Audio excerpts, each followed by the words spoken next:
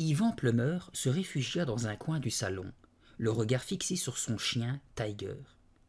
La tête penchée, l'Épagnol le dévisageait de son œil brun humide. « Tiger, tu as encore mangé du sang de monstre ?» s'écria Yvan en colère. L'animal agita frénétiquement la queue. Il laissa échapper un aboiement semblable à un roulement de tonnerre.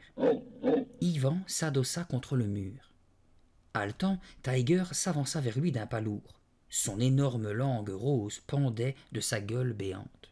« C'est ça, n'est-ce pas? Tu as mangé du sang de monstre » insista Yvan. La réponse ne faisait aucun doute. Tiger était devenu aussi gros qu'un poney. Sa queue démesurée frappa le canapé de cuir qui résonna plus fort qu'un tambour. Tiger émit alors un aboiement aigu et gai qui fit vibrer les cloisons de la pièce. « Tais-toi » ordonna Yvan en se bouchant les oreilles. Hors d'haleine, l'Épagnol géant s'agita de plus belle. « Oh non » se dit Yvan horrifié. « Il veut jouer. »« Assis, assis » hurla-t-il. Mais Tiger n'avait jamais su obéir. Depuis 10 ans, Yvan essayait vainement de se faire respecter. « Où as-tu trouvé le sang de monstre ?» demanda-t-il. « La dernière fois que j'en avais, nous l'avons tous vu se volatiliser et disparaître dans la nature. Tu sais bien que ça te fait grandir. Où l'as-tu déniché ?» Tiger inclina sa tête volumineuse comme s'il cherchait à comprendre le sens de la question. Et, tout joyeux, il bondit. « Non, il va me sauter dessus, il va sauter et m'écraser, » pensa le garçon. Une coulée de bave s'échappa des babines de Tiger et tomba sur la moquette dans un horrible bruit de succion. « Assis, assis » hurla Yvan d'une voix tremblante. Tiger hésita et observa son maître. Horrifié, celui-ci constata alors que l'animal avait encore grossi, atteignant la taille d'un cheval. « Mais où a-t-il trouvé ce sang de monstre ?» se demanda-t-il, le dos plaqué contre le mur. La créature le fixa de ses grands yeux bruns et lança un autre aboiement qui fit trembler la maison entière. « Burk !» s'exclama Yvan en se pinçant le nez. Une odeur fétide venait d'envahir ses narines. C'était insupportable. « Recule !» ordonna-t-il. En vain, l'Épagnol refusa d'obéir et sauta. « Couchez ! Couchez !» s'exclama le garçon. Tiger ouvrit la gueule et lécha le visage de son maître avec sa langue chaude et rugueuse. « Non, s'il te plaît !» supplia Yvan en sentant une bave gluante se répandre sur ses cheveux roux. « Je n'ai que 12 ans, je suis trop jeune pour mourir. » Il ne put se retenir de hurler lorsque les puissantes mâchoires se refermèrent sur sa poitrine, l'empêchant de respirer. « Lâche! Lâche-moi, Tiger! Lâche-moi !» articula-t-il péniblement. Le monstre maladroit heurta une lampe qui se fracassa sur le sol. Il souleva sa proie avec douceur, mais fermeté. « Repose-moi par terre. »« Par terre, j'ai dit, » ordonna Yvan. Décidément, ce chien monstrueux était aussi stupide qu'un âne. Le garçon tenta de se libérer en remuant ses bras et ses jambes, mais Tiger ne lâchait pas prise. Ses pattes imposantes s'abattirent sur la moquette. Le chien emprunta le couloir, parvenu à la porte de la cuisine, il l'ouvrit d'un coup de griffe. Dès qu'il fut dehors, il traversa la pelouse. « Arrête! Arrête! Lâche-moi » voulut crier Yvan, qui se trouvait à plus d'1 mètre du sol. Mais seul un mince filet de voix sortit de sa gorge. « Pose-moi par terre! Par terre !» bredouilla-t-il. Tiger refusa d'écouter. Le corps d'Yvan, dont le jean et le t-shirt étaient trempés de salive, vibrait sous l'effet de son allaitement puissant. « Il ne veut pas me faire de mal, songea-t-il pour se rassurer. Il veut juste jouer. Heureusement qu'il est vieux et que ses dents ne sont plus très pointues. » Tiger s'arrêta devant une plate-bande et se mit à gratter furieusement le sol à l'aide de ses pattes arrière. « Lâche-moi » cria Yvan. « Tu m'entends, Tiger ?» Mais l'Épagnol continua de creuser, soufflant son haleine fétide au nez de son jeune maître. Un frisson d'horreur parcourut le dos du garçon lorsqu'il comprit ce qui se passait. « Non, ne m'enterre pas !» Mais l'animal redoubla d'efforts. La terre molle fouetta le visage de sa victime. « Je ne suis pas un os !» hurla Yvan. « Tiger, je ne suis pas un os !»« Ne m'enterre pas, je t'en supplie, ne m'enterre pas !» murmura Yvan. Une explosion de rire le fit sursauter. Il releva la tête, jeta un coup d'œil autour de lui et constata avec étonnement qu'il ne se trouvait pas dans son jardin, mais sur une chaise. Assis au troisième rang, près de la fenêtre, il assistait au cours de science de M. Munch. D'ailleurs, celui-ci se tenait debout près de lui, et son imposante silhouette masquait le soleil. « La terre t'appelle, la terre t'appelle !» lança le professeur en plaçant ses mains en porte-voix. La classe entière s'esclaffa, et Yvan devint tout rouge. « Excusez-moi, bafouilla-t-il. « Tu as bien dormi ?» demanda M. Munch, ses petits yeux noirs pétillants de malice. « Oui, » répondit l'élève, embarrassé d'avouer la vérité. « J'ai rêvé du sang de monstre. Je ne peux pas m'arrêter d'y penser. » Depuis l'effrayante aventure que lui avait fait vivre cette substance verte et gluante, il en rêvait nuit et jour. « Tu veux bien arrêter avec ça ?» demanda M. Munch d'une voix ferme. « Le sang de monstre existe ?» répliqua Yvan d'un ton rageur. Son affirmation provoqua l'hilarité générale. L'enseignant le fixa avec insistance, la mine renfrognée. « Je suis professeur de sciences, d'accord ? Tu ne t'attends tout de même pas à ce qu'un professeur de sciences croie à ta boîte trouvée dans un magasin de jouets. Cette histoire de produits verts qui accélèrent la croissance est invraisemblable. » « Eh bien si !»« Peut-être qu'un professeur de science-fiction accepterait d'avaler ça, » reprit M. Munch, content de sa plaisanterie. « C'est parce que vous n'y comprenez rien. » Ces mots malheureux étaient sortis tout seuls. Aussitôt, Yvan se rendit compte de la gaffe qu'il venait de commettre. Des murmures de surprise parcoururent la classe. Le visage grassouillet et rose de M. Munch s'empourpra et gonfla, au point de ressembler à un ballon. Mais il garda son calme. Croisant ses mains dodues sous la chemise verte qui fermait mal à cause de son gros ventre, il parvint à contenir sa fureur. « Yvan, tu es nouveau ici, n'est-ce pas ?» demanda-t-il enfin. Sa peau retrouvait peu à peu son teint normal. « Oui, » répondit le garçon, mal à l'aise. « Ma famille a emménagé l'automne dernier. »« Alors tu ne connais peut-être pas le règlement. Il se peut que dans ton ancien collège, les professeurs appréciaient de se faire traiter de tous les noms. Peut-être vous laissait-il les insulter à longueur de journée. Peut-être. Non, monsieur, excusez-moi, ça m'a échappé, l'interrompit Yvan. Ses camarades éclatèrent de rire. M. Munch adressa à l'accusé un regard dur et froid. Ses traits étaient déformés par la colère. « Mais il va me laisser tranquille à la fin ?» se demanda Yvan. Il jeta un coup d'œil furtif dans la pièce. Les collégiens étaient tous hilars. « Je me suis mis dans de beaux draps. J'ai perdu une belle occasion de me taire, » pensa-t-il. M. Munch consulta l'horloge accrochée au-dessus de la porte. « Bon, » fit-il, « le cours est presque terminé. Tu nous as fait perdre beaucoup de temps aujourd'hui. Par conséquent, tu dois te racheter. »« Ça y est, » songea Yvan, morose, « qu'est-ce qu'il va encore m'annoncer ? » « Lorsque tu auras rangé tes affaires, tu reviendras dans la classe pour nettoyer la maison de Cocon, » ordonna le professeur. Yvan laissa échapper un grognement de mécontentement et regarda la cage du hamster posée sur la table, contre le mur. L'animal grattait frénétiquement le plancher avec ses petites pattes.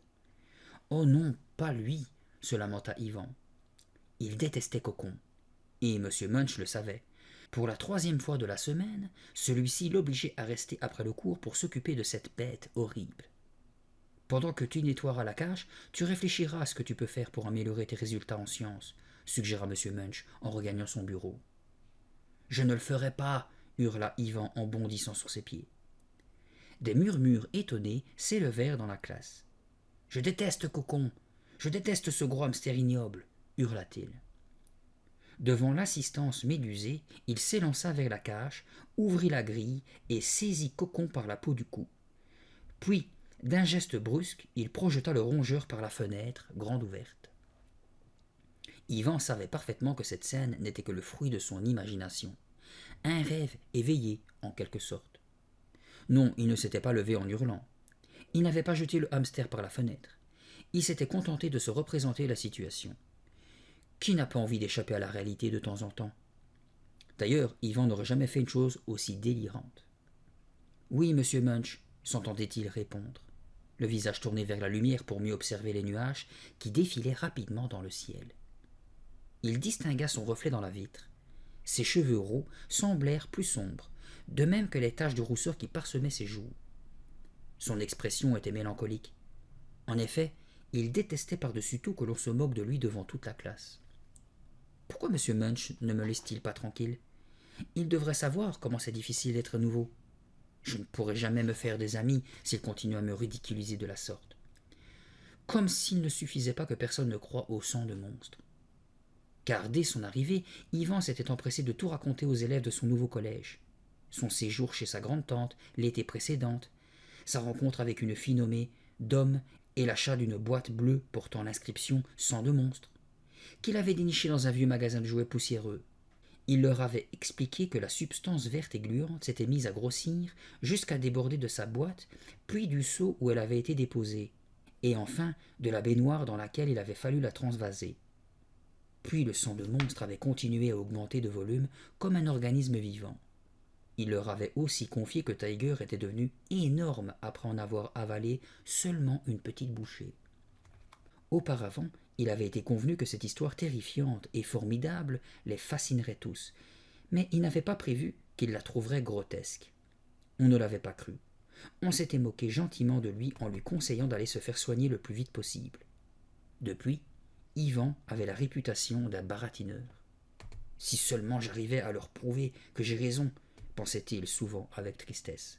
« Si je pouvais leur démontrer que le sang de monstre existe !» Mais la mystérieuse substance verte s'était volatilisée avant qu'il eût quitté la maison de sa grande-tante. Il n'en était pas resté la moindre trace. La cloche sonna. Les collégiens se dirigèrent vers la porte dans le brouhaha habituel. Sachant qu'ils plaisantaient à son sujet, Yvan préféra les ignorer et saisit son sac à dos. Il s'apprêtait à sortir lorsqu'il fut arrêté dans son élan. « Dépêche-toi, Yvan !» lui lança M. Munch, assis derrière son bureau. « Cocon t'attend. » Le garçon pesta intérieurement avant de rejoindre la foule qui encombrait le couloir. Si Munch aime tellement son crétin de hamster, pourquoi il ne nettoie jamais sa cage, songea-t-il. Au moment où il passait devant un groupe d'élèves, un bruyant éclat de rire fusa. Était-ce un hasard? Certainement pas. Yvan en était persuadé.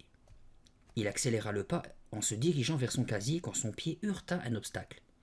Déséquilibré, il s'étala de tout son long sur le plancher. « Aïe !» cria-t-il. Levant la tête, il se trouva face à Roche Barbieri, surnommé le Barbare. Roche avait 12 ans, mais il en paraissait facilement 10 de plus. Au collège, personne n'était aussi grand, gros, ni méchant que lui. Yvan devait admettre que Roche avait de l'allure avec ses yeux blonds ondulés, ses yeux bleus, son beau visage, et sa stature d'athlète qui lui permettait d'être le meilleur dans tous les sports. Yvan le reconnaissait, mais avec une pointe de jalousie. Après tout, lui non plus n'était pas si mal. Roche avait cependant une fâcheuse habitude, être à la hauteur de sa réputation et se comporter en barbare. Il adorait impressionner ses camarades et s'attaquer à plus petits que lui. Autant dire, à tous les collégiens. Yvan et Roche étaient loin d'être amis. Yvan avait fait sa connaissance sur le terrain de football quelques semaines après son arrivée. Souhaitant établir un contact, il lui avait raconté l'histoire du sang de monstre dans ses moindres détails. Mais Roche n'avait pas apprécié. Il avait longuement fixé Yvan de ses yeux froids, puis son visage s'était durci et il avait marmonné entre ses dents. « Ici, on n'aime pas les rigolos de ton espèce. » Après cette première rencontre, Yvan s'était retrouvé couvert de bleu. Depuis, il évitait de rencontrer Roche, mais ce n'était pas facile. Étendu sur le sol, il s'adressa à la brute. « Pourquoi tu m'as fait tomber ?» s'exclama-t-il d'une voix perçante. Le barbare le considéra avec mépris et haussa les épaules. « C'était un accident. » Yvan se demanda s'il devait se relever ou s'il était plus prudent de rester à terre. « Si je bouge, il risque de me frapper. Si je fais le mort, il va me marcher dessus. » Pas de doute, il était piégé. Mais il n'eut pas à attendre longtemps pour que la situation évolue. Roche se pencha et le remit debout d'une main. « Arrête, Roche, qu'est-ce que je t'ai fait ?» demanda Yvan. En guise de réponse, le barbare haussa à nouveau les épaules. C'était sa réplique préférée. Une étincelle traversa ses pupilles. « C'est vrai, je n'aurais pas dû te faire tomber, » fit-il d'un ton sérieux. « Je te laisse prendre ta revanche. »« Quoi ?» dit Yvan, interloqué. Roche bomba son torse. « Allez, frappe-moi de toutes tes forces. Tu as le droit de te venger. »« Si tu crois que ça m'intéresse, » répondit Yvan en essayant de reculer. mais il se heurta à l'attroupement qu'avaient formé les élèves. « Allez, insista Roche en se rapprochant de lui. Frappe mon estomac. » Yvan le regarda droit dans les yeux. Était-il sérieux? Vraiment? Demanda-t-il. Roche hocha la tête. Vas-y, je te dis, je ne me vengerai pas, je te le promets. Yvan hésita. Devait-il passer à l'action? Je n'aurai peut-être jamais plus cette occasion, se dit-il. Si j'arrive à lui faire mal et à le faire hurler de douleur, les autres me respecteront enfin un peu plus. Je deviendrai Yvan le terrible, celui qui a terrassé Roche le barbare. À cette pensée, il serra le poing et leva le bras d'un geste vainqueur. « C'est ça ton poing » s'exclama la brute. Le garçon acquiesça. « Oh, que j'ai peur » ironisa le barbare. Il entrechoqua ses genoux, feignant la crainte. Un rire parcourut l'assistance. « Il risque d'être surpris » songea Yvan, en proie à la colère. « Vas-y, tape de toutes tes forces » répéta Roche.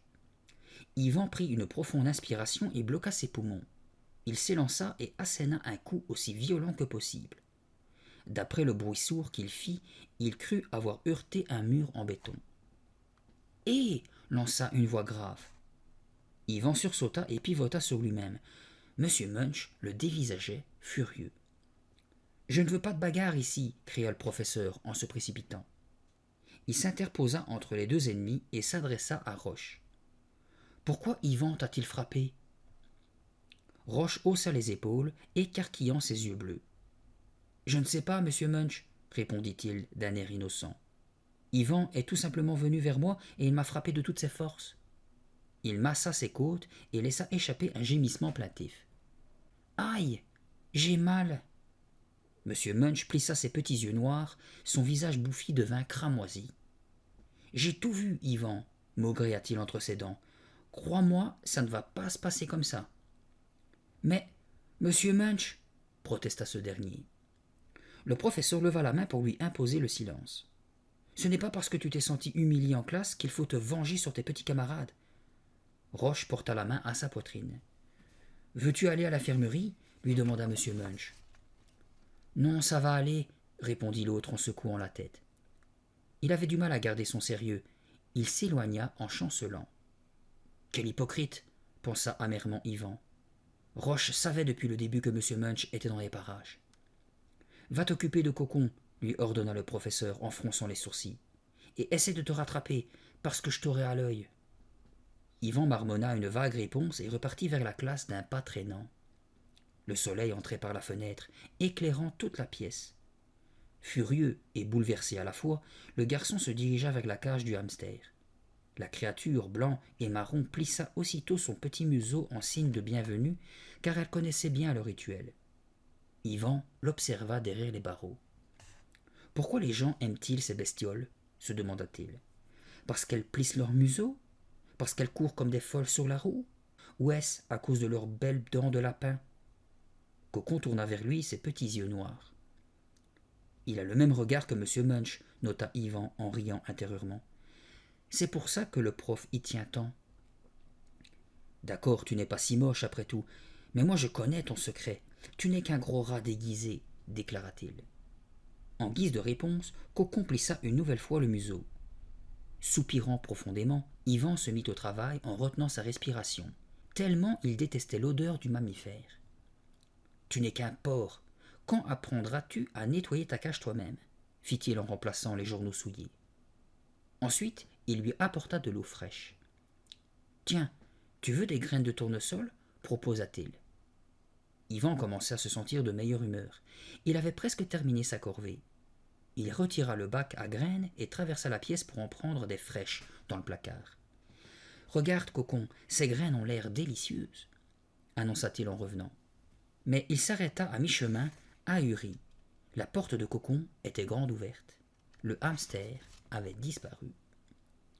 Yvan laissa échapper une plainte étouffée. Désemparé devant la cage vide, il inspecta la classe du regard. « Cocon ? Cocon » dit-il d'une voix apeurée. « Pourquoi je crie » se demanda-t-il en tournant en rond. Cette stupide bestiole ne connaît même pas son nom. Soudain, des pas rapides retentirent dans le couloir. Était-ce monsieur Munch ? « Pitié, pas lui » chuchota le garçon. Pourvu que ce ne soit pas Monsieur Munch, qu'il ne revienne pas avant que j'aie retrouvé ce maudit hamster. Monsieur Munch considérait en effet Cocon comme son bien le plus précieux. Il l'avait répété très souvent. Aussi, s'il arrivait quoi que ce fût à son animal, Yvan risquait gros. Il en subirait les conséquences jusqu'à la fin de l'année scolaire. Ou pire encore, jusqu'à la fin de ses jours. Il resta figé au centre de la pièce, l'oreille tendue. Heureusement, les pas s'éloignèrent et il recommença à respirer. « Cocon ? Cocon, où es-tu » appela-t-il, les lèvres tremblantes. « J'ai de bonnes graines de tournesol pour toi. » Il repéra enfin la petite boule de poil qui se cachait sous le tableau noir. « Ah, te voilà, je t'ai vu » murmura-t-il en avançant sur la pointe des pieds. Cocon grignotait consciencieusement un morceau de craie blanche. Yvan s'approcha en silence. « J'ai des graines pour toi, » annonça-t-il doucement. « Elles sont bien meilleures que cette craie. » Le rongeur tenait le bâtonnet entre ses pattes, le tournant à mesure qu'il le mangeait. Yvan fit un pas, puis un autre. « Regarde, ce sont des graines, dit-il. » Cocon ne daigna pas lever les yeux. Le garçon se déplaça lentement et se jeta sur lui. Raté. Le rongeur lâcha sa prise et détala le long du mur.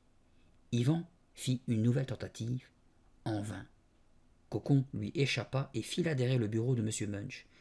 Ses pattes glissaient sur le plancher, ses griffes cliquetaient au contact du sol.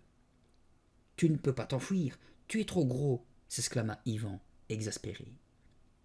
Il se mit à genoux et explora la cachette de l'animal. Cocon l'observait dans l'obscurité, le souffle court. Ses flancs se soulevaient et s'abaissaient au rythme de sa respiration.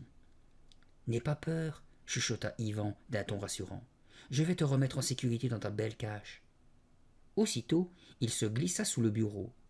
Le mammifère haletait, mais il ne bougeait pas. Yvan allongea son bras, et Cocon s'enfuit, ses courtes pattes dérapant encore sur le parquet.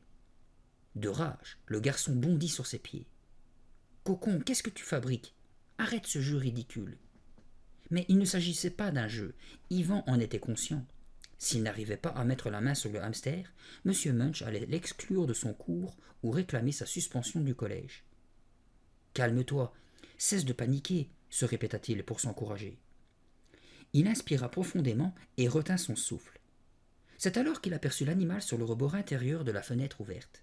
« D'accord, Yvan, maintenant tu peux paniquer, » pensa-t-il. Le moment était effectivement venu de s'affoler. Il tenta d'appeler Cocon, mais l'angoisse transforma son cri en un gargouillis.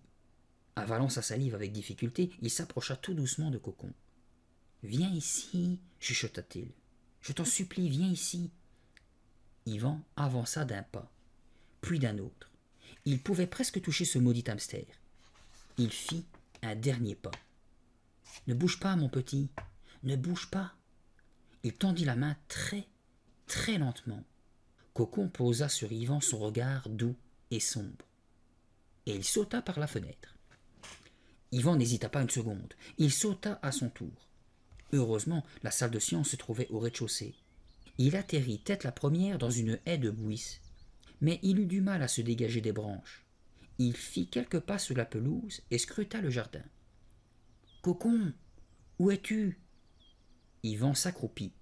La haie longeait le bâtiment du collège sur toute sa longueur. Cocon pouvait s'y cacher pendant des jours. « Si je ne le retrouve pas, » pensa le garçon avec amertume, « c'est moi qui aurais intérêt à me réfugier là pendant des semaines. » Des cris et des rires le firent sursauter. Gai et insouciant, il venait du terrain de baseball.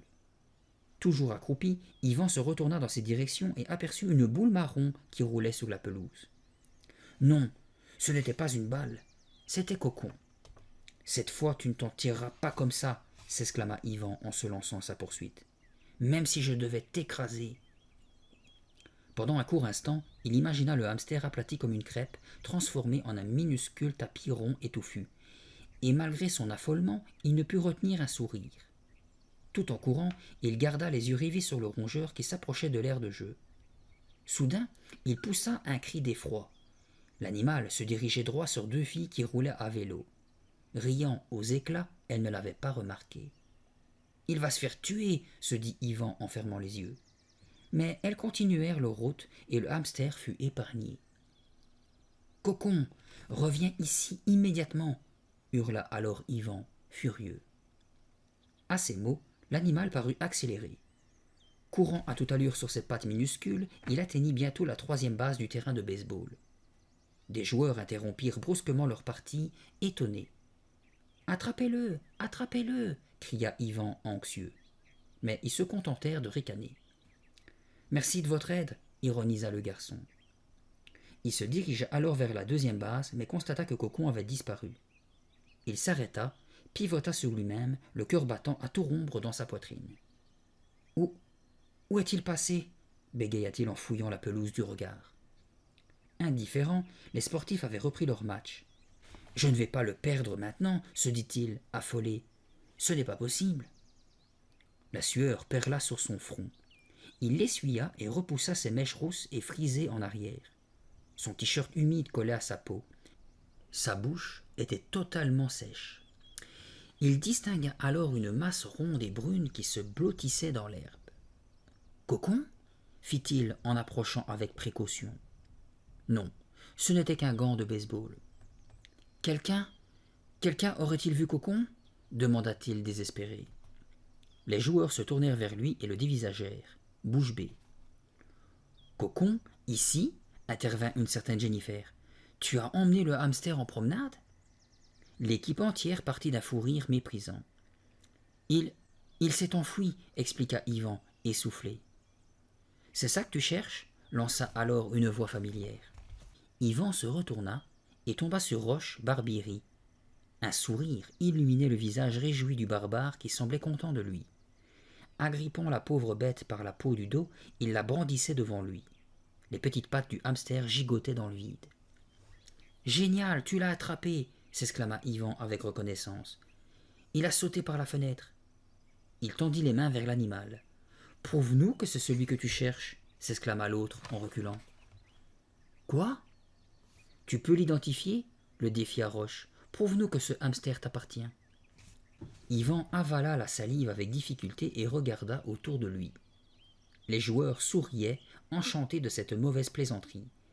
En guise de réponse, Yvan soupira d'un air las et fit une nouvelle tentative pour attraper Cocon. Mais Roche avait un avantage. Il mesurait une 30aine de centimètres de plus que lui. Il plaça le rongeur au-dessus de sa tête. « Prouve-nous qu'il s'agit du tien, » répéta-t-il en adressant un clin d'œil au spectateur.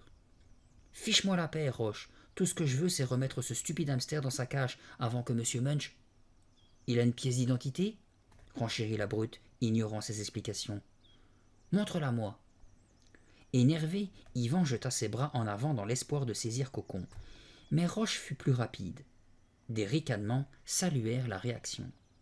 Soudain, un éclair de victoire passa dans son regard glacial. « Je vais t'expliquer ce que tu dois faire pour le récupérer, dit-il. »« Quoi ?» Yvan était maintenant au bord de la crise de nerfs. Il en avait plus qu'assez des provocations de Roche, le barbare. « Voilà, » poursuivit ce dernier en pressant le hamster contre sa poitrine. « Tu vas nous chanter une belle chanson. »« Hein ? Pas question !» Yvan sentit les muscles de son visage se contracter. Ses genoux se mirent à trembler. Les copains allaient-ils s'en apercevoir ? « Chante-nous au clair de la lune, et je te le donne. C'est promis, » reprit Roche. Des rires fusèrent. Tout le monde guettait la réaction d'Yvan. « Pas question, » répéta-t-il catégoriquement, en secouant la tête.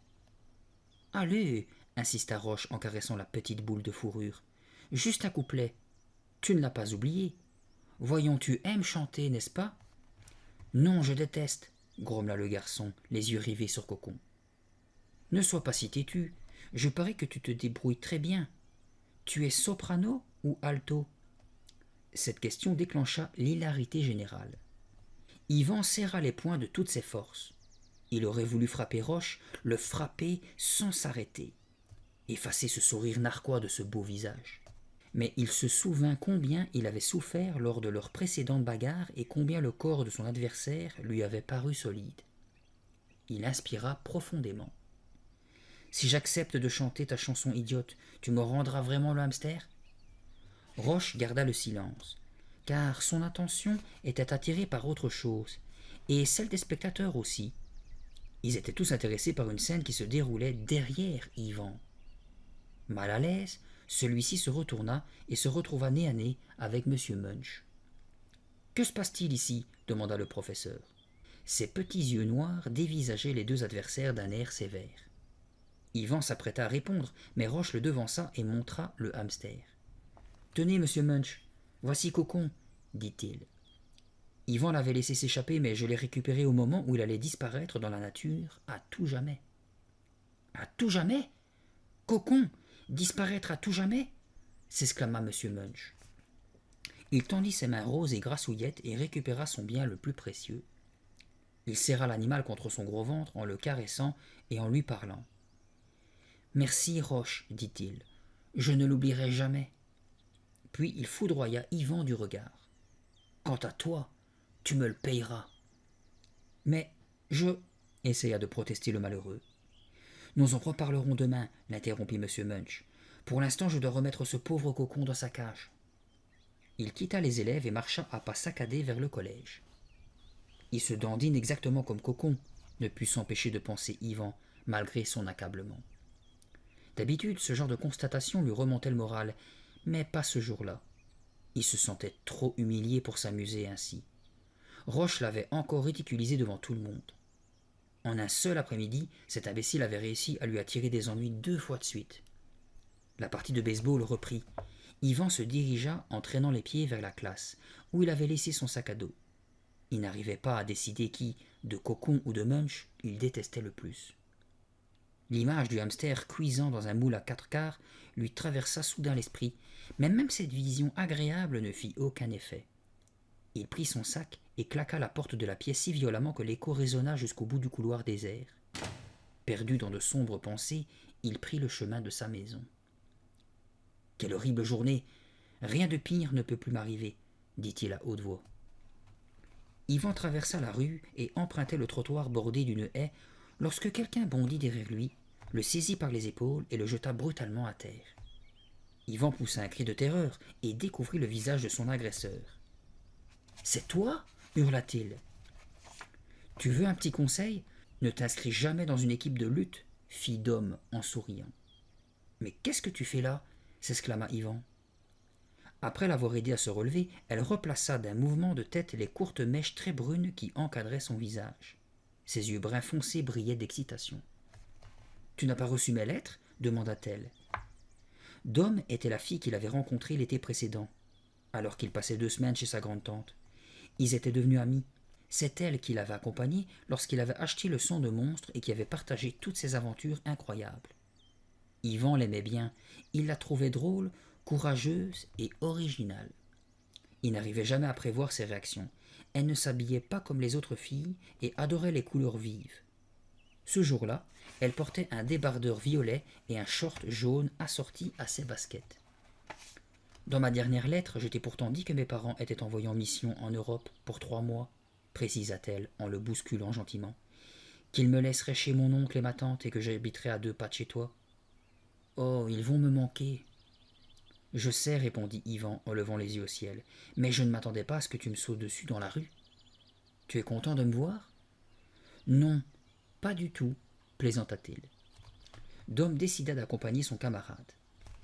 À partir de lundi, je rentre dans ton collège pour le dernier trimestre, annonça-t-elle en mâchouillant un brin d'herbe qu'elle avait ramassé machinalement. Tenez-vous à carreau, lança Yvan en rigolant. Moi qui croyais que les gens d'ici étaient accueillants, dit Dom en le poussant. Ça dépend de qui. Et comment va Tiger ? Demanda-t-elle en donnant un coup de pied dans un caillou. Bien. Décidément, tu es bavard, ironisa Dom. Je suis un peu tendu. La journée a été difficile. Ça ne peut pas être pire que le jour où le sang de monstre a grossi.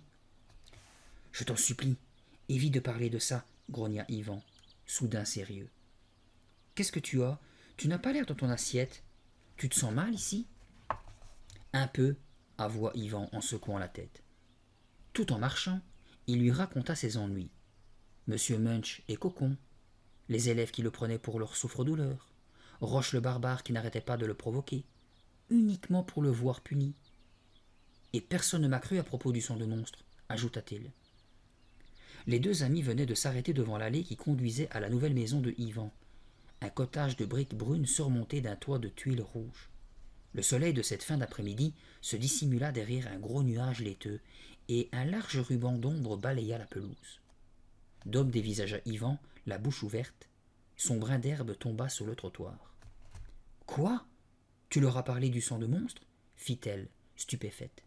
« Ben oui, et alors ?» protesta le garçon. « C'est une histoire géniale, non ?»« Et tu t'imaginais qu'ils allaient te croire ?» s'exclama-t-elle en se tapant le front. « Ils ont dû te prendre pour un dingue. »« Ouais, dit-il d'un ton amer, ils m'ont tous traité de fou. » Dom éclata de rire. « Mais tu es vraiment dingue ?» ?»« C'est sympa, Donatella, » grogna Yvan. Il savait qu'elle détestait être appelée par son véritable prénom. « Ne m'appelle plus Donatella, ou je te frappe, » répliqua-t-elle sèchement en levant le poing. « Donatella ?» répéta-t-il en esquivant aussitôt le coup.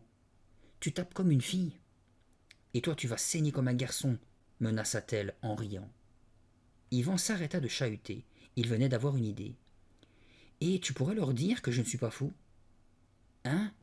Et pourquoi je ferais ça ?»« Je suis sérieux, continua-t-il, plein d'enthousiasme. Tu expliqueras à tout le monde que le sang de monstre existe vraiment. Tu diras que tu étais là et que tu l'as vu. » Dom changea subitement d'expression et grimaça étrangement. Ses yeux bruns foncés étincelèrent. « Je peux faire mieux, dit-elle, l'air mystérieux. »« Pardon ?» fit Yvan, intrigué. « Tu verras, j'ai apporté quelque chose dans ma valise. »« Quoi ? Qu'est-ce que c'est ? » ?»« Rendez-vous demain après les cours. » Elle désigna du doigt la rue voisine où se trouvait un petit parc au milieu duquel serpentait un petit ruisseau. « Mais qu'est-ce que tu as apporté ?» insista Yvan. « J'adore te faire marcher, dit-elle dans un éclat de rire, mais c'est un peu trop facile. » Sur ces mots, elle tourna brusquement les talons et partit en courant. « Attends !» cria Yvan. « Qu'est-ce que tu as apporté ?» Dom ne prit même pas la peine de se retourner. Yvan rêva du sang de monstre comme il le faisait presque toutes les nuits. Cette fois, c'était son père qui avait avalé un peu de la substance. Monsieur Plumeur avait voulu se rendre à son bureau, mais il était devenu trop gros pour sortir par la porte. « Yvan, tu vas avoir de sérieux ennuis, » disait-il en faisant trembler la maison. Lorsque le garçon se réveilla en sursaut, les mots étaient encore imprimés dans sa mémoire. Assis dans son lit, il s'efforça de chasser ce cauchemar. La fenêtre de sa chambre était ouverte et les rideaux dansaient silencieusement. De pâles étoiles jaunes parsemaient le ciel noir. En se concentrant, il put distinguer la grande ours. À moins que ce ne fût la petite ours, il les confondait toujours. Les yeux fermés, adossé à son oreiller, Yvan pensa à Dom. Il était heureux que son amie soit venue habiter près de chez lui. Elle se comportait parfois en vraie peste, mais elle l'amusait beaucoup. Que voulait-elle lui montrer dans le parc, après le collège ? Sans doute rien, supposa-t-il. Il devait encore s'agir d'une de ces farces idiotes qu'elle affectionnait. Comment la décider à parler du sang de monstre ? Se demandait-il. Comment l'amener à convaincre les autres que je n'ai pas menti ? Il réfléchissait encore à cette question lorsqu'il plongea dans un nouveau sommeil agité. En classe, la journée suivante ne fut pas meilleure que la précédente. Pendant la lecture, Roche se faufila sous la table et noua ensemble les lacets de ses baskets. Dès qu'Yvan se leva pour aller boire de l'eau, il tomba et s'écorcha un genou, mais personne ne s'en soucia. L'hilarité était générale. « Ce matin, ta mère a attaché tes lacets d'une drôle de façon, » commenta la brute. Les rires redoublèrent d'intensité. Pendant le cours de sciences, M. Munch demanda à Yvan de s'approcher de la cage du hamster. « Regarde le pauvre cocon, » dit-il en hochant sa tête ronde d'un air solennel. Roulé en boule dans un coin, sous un tas de copeaux de bois, le rongeur tremblait et semblait essoufflé. « Il est dans cet état depuis hier, » déclara le professeur en fronçant les sourcils. « Il est malade à cause de ta négligence. »« Je suis désolé, » balbutia Yvan. Il scruta la bête qui frémissait toujours. « Tu joues la comédie, hein ? Tu fais semblant d'être malade pour m'attirer des ennuis ?» murmura-t-il. Cocon se crispa et le fixa de ses yeux mélancoliques. Lorsque le garçon regagna sa place, il sentit un liquide froid imbiber son jean. Laissant échapper un cri de surprise, il se dressa comme un ressort. Un idiot, probablement Roche, avait versé un verre d'eau sur sa chaise. La classe rit jusqu'à ce que M. Munch menaça de garder tout le monde en retenue après le cours. « Assieds-toi, Yvan, ordonna-t-il. « Mais, M. Munch, protesta la victime, assieds-toi immédiatement. » Yvan se laissa retomber sur son siège mouillé. Que pouvait-il faire d'autre? Dom l'attendait comme convenu près du ruisseau qui traversait le parc. Un vent léger et chaud soufflait dans les arbres. Déployant ses branches au-dessus de la rivière, un saule pleureur semblait vouloir y plonger. Vêtu d'un t-shirt bleu clair et d'un short vert, Dom cherchait son reflet dans l'eau boueuse. Elle se retourna en souriant dès qu'elle entendit la voix de son ami. « Salut, comment ça va ?» demanda Yvan en posant son sac à dos. « Et toi au collège, ça a été ?» « Comme d'habitude, fit-il en soupirant. Alors, qu'est-ce que tu as apporté ? Tu vas voir. Ferme les yeux et ne les ouvre pas avant mon signal. Yvan baissa sagement les paupières, mais les entr'ouvrit suffisamment pour voir ramasser un petit sachet en papier derrière le saule. Je sais que tu triches, lui reprocha-t-elle. Peut-être, avoua-t-il en grimaçant. La mine réjouie, Dom lui tendit le sac. Yvan l'ouvrit précipitamment, inspecta l'intérieur et poussa un cri de surprise. Il avait reconnu la boîte de conserve de couleur bleue. « Dom, tu... bégaya-t-il, les yeux écarquillés. Il sortit le récipient. L'étiquette sang de monstre était bien là, à moitié effacée. Dessous, en caractères plus petits, figurait encore « Substance miracle fantastique ». « Je l'avais gardé, » convia Dom avec fierté. « Tu as apporté du sang de monstre ? C'est incroyable !»« Non, c'est une blague. La boîte est vide, » dit-elle en secouant la tête. Incapable de cacher sa déception, le garçon soupira profondément. « Mais tu peux quand même la montrer, » suggéra son ami. « C'est la preuve que tu n'as rien inventé, et que le sang de monstre existe vraiment. » Yvan soupira de nouveau. « À quoi sert une boîte vide ?» se plaignait-il. Il retira le couvercle et regarda à l'intérieur. D'une main tremblante, Yvan inclina la boîte afin de mieux en examiner le fond. « Oh non !» s'écria Dom, affolé. Une boule gluante, luisante comme de la gélatine au citron vert, la remplissait à moitié. « Elle était vide pourtant, » affirma la jeune fille. « J'en suis certaine. » Le garçon secoua le récipient et la matière diabolique frémit. « Il devait en rester un morceau minuscule et il a dû grossir, » supposa-t-il. « Mais c'est génial !» s'enthousiasma Dom en lui tapant dans le dos. « Génial ? Eh bien si, à présent tu as une preuve à montrer. » Peut-être, hésita Yvan. « Oh, mais j'ai une meilleure idée !» s'exclama son ami. Une flamme malicieuse brilla dans ses yeux brun foncé. « Oh oh !» murmura Yvan qui s'attendait au pire. « Glisse-en une boulette dans le sandwich de Roche demain midi. Quand il sera devenu aussi gros qu'un hippopotame, ils verront bien que tu n'as pas menti. »« Pas question !» Yvan serra la boîte bleue à deux mains comme pour la protéger des mauvaises idées de Dom. « Roche est déjà assez costaud et je n'ai pas envie qu'il grossisse encore, » dit-il en reculant. « Tu te rends compte de ce qu'il pourrait me faire s'il se transformait en géant ?»« C'était une blague, » répondit Dom en haussant les épaules. « Une mauvaise blague, très mauvaise même, » l'interrompit Yvan. « Tu n'as pas d'humour, et donne-moi ça, » s'écria-t-elle en riant. Elle s'approcha du garçon et le chatouilla pour lui reprendre le précieux produit. « Non, je le garde, » dit-il sérieusement en se réfugiant sous un grand sapin. « Tu te souviens comme on a eu peur ? Ce produit est diabolique, et on a eu trop de mal à s'en débarrasser. »« Et alors ?» répondit-elle, sans quitter des yeux la boîte bleue. « Nous devons la jeter au plus vite. Pas question de sortir le sang de monstre, il se remettrait à grossir. »« Mais je croyais que tu voulais le montrer à tout le monde. »« Non, j'ai changé d'avis. C'est trop dangereux. » Il fixa son ami dans les yeux, les traits crispés par la peur. « Dom, je fais des cauchemars chaque nuit à cause de cela, et je ne tiens pas à être obsédé toute ma vie, » ajouta Yvan. « Ça va, j'ai compris, » grogna la jeune fille. Il replaça aussitôt le couvercle et rangea le sang de monstre dans le sac en demandant « Qu'est-ce qu'on va en faire maintenant ?»« Eh bien, mets-la dans le ruisseau, » proposa Dom. « Impossible. Le sang de monstre pourrait se répandre dedans et tout polluer. En plus, ce n'est pas assez profond. N'importe qui trouverait la boîte. Nous ne pouvons pas courir ce risque. Alors qu'est-ce que tu proposes? Moi je l'avalerai, comme ça on ne la reverrait plus. Très amusant, grommela Yvan en levant les yeux au ciel. J'essaie seulement de t'aider. Comment s'en débarrasser? Oui, comment? Moi je sais, s'exclama alors une voix masculine qui les fit sursauter. Roche Barbieri apparut derrière un buisson. Tu pourrais me la donner, décréta-t-il. Le barbare tendit son énorme main vers le sac. Il voulait s'en emparer. Yvan dissimula immédiatement le sac derrière son dos. Roche s'avança vers les deux amis d'un pas décidé, foulant l'herbe haute, les yeux plissés et menaçants. Depuis combien de temps est-il caché là? Se demanda Yvan. Nous a-t-il entendu parler du sang de monstre? Salut, je m'appelle Dom, lança joyeusement la jeune fille. Elle se plaça entre les deux ennemis et adressa un large sourire à la brute. Qu'est-ce que c'est que ce nom? Dit celui-ci, l'air dégoûté. Son regard féroce cherchait à la défier.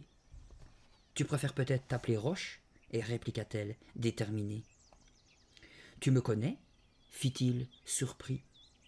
Enfin, tu es une célébrité, lâcha-t-elle sèchement. Mais Roche n'avait pas oublié son souffre-douleur.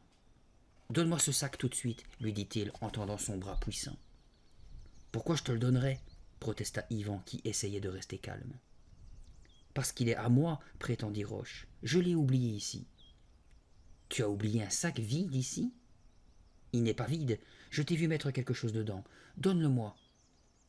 Bon, tiens, fit Yvan, résigné. Roche s'empressa d'en inspecter le contenu, mais il n'y trouva rien. Je t'ai pourtant dit qu'il était vide, rappela Yvan. Le barbare fixa les deux camarades. Vous aviez raison, marmonna-t-il. Allez, salut. Avant de quitter les deux amis, il proposa son énorme main à Yvan qui tendit la sienne à contre-cœur. Roche la saisit et la serra de plus en plus fort. Yvan sentit ses phalanges craquer comme des brindilles. Roche insista, lui arrachant un cri de douleur. Lorsqu'il relâcha enfin son étreinte, la pauvre main ressemblait à une galette. « Tu as une sacrée poigne, commenta le barbare, ironiquement. Il fit claquer ses doigts sous le nez de Dom, éclata de rire et regagna la rue à grande enjambée. « Super garçon, grommela celle-ci. Il ne me reste plus qu'à devenir gaucher, murmura Yvan en soufflant sur ses doigts endoloris. Et où est le sang de monstre? Je l'ai laissé tomber. Quoi? Dom donna un coup de pied dans une touffe de mauvaises herbes et s'approcha de son camarade.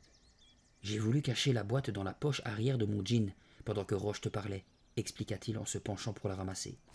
Elle m'a glissé des mains et est tombée. Heureusement qu'elle n'a pas roulé, sinon il l'aurait repérée. De toute façon, il n'aurait pas su quoi en faire. Et nous, qu'est-ce qu'on va en faire? Tu vois, elle nous cause déjà des ennuis. Il faut la cacher ou la jeter, ou... Yvan venait de soulever le couvercle. « Oh, non !» fit-il en plaçant la substance verte sous les yeux de Dom. « Regarde !» La boîte était presque pleine. « Ça recommence à grossir, » dit-il en refermant précipitamment le récipient. « C'est sûrement parce que nous l'avons laissé à l'air libre tout à l'heure. »« Et si on l'enterrait ?» proposa Dom. « Ici, juste sous cet arbre.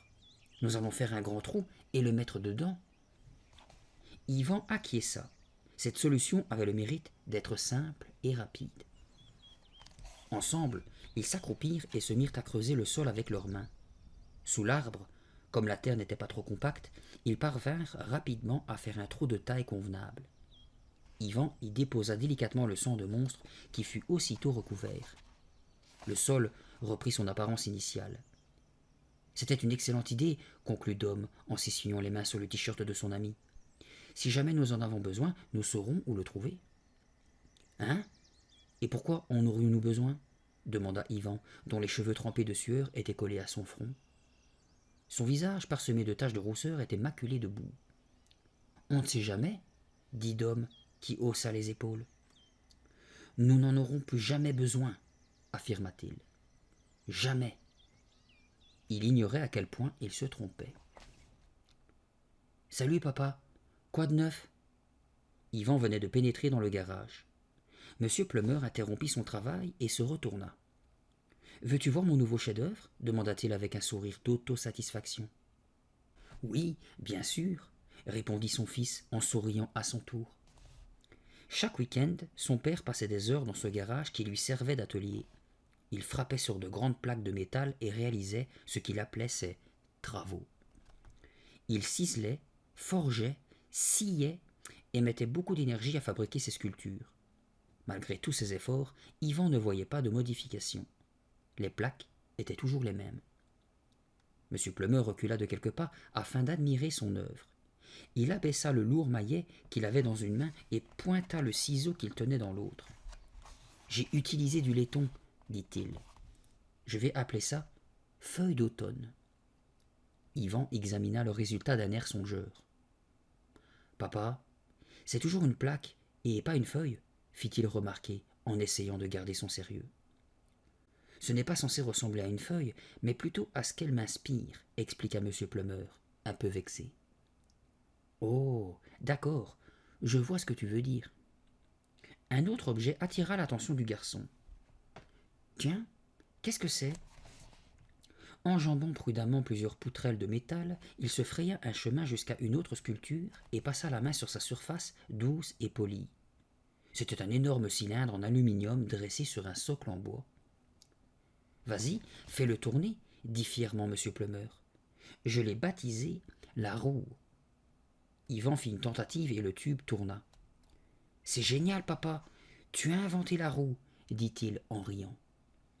C'est sérieux, répondit sèchement M. Plummer.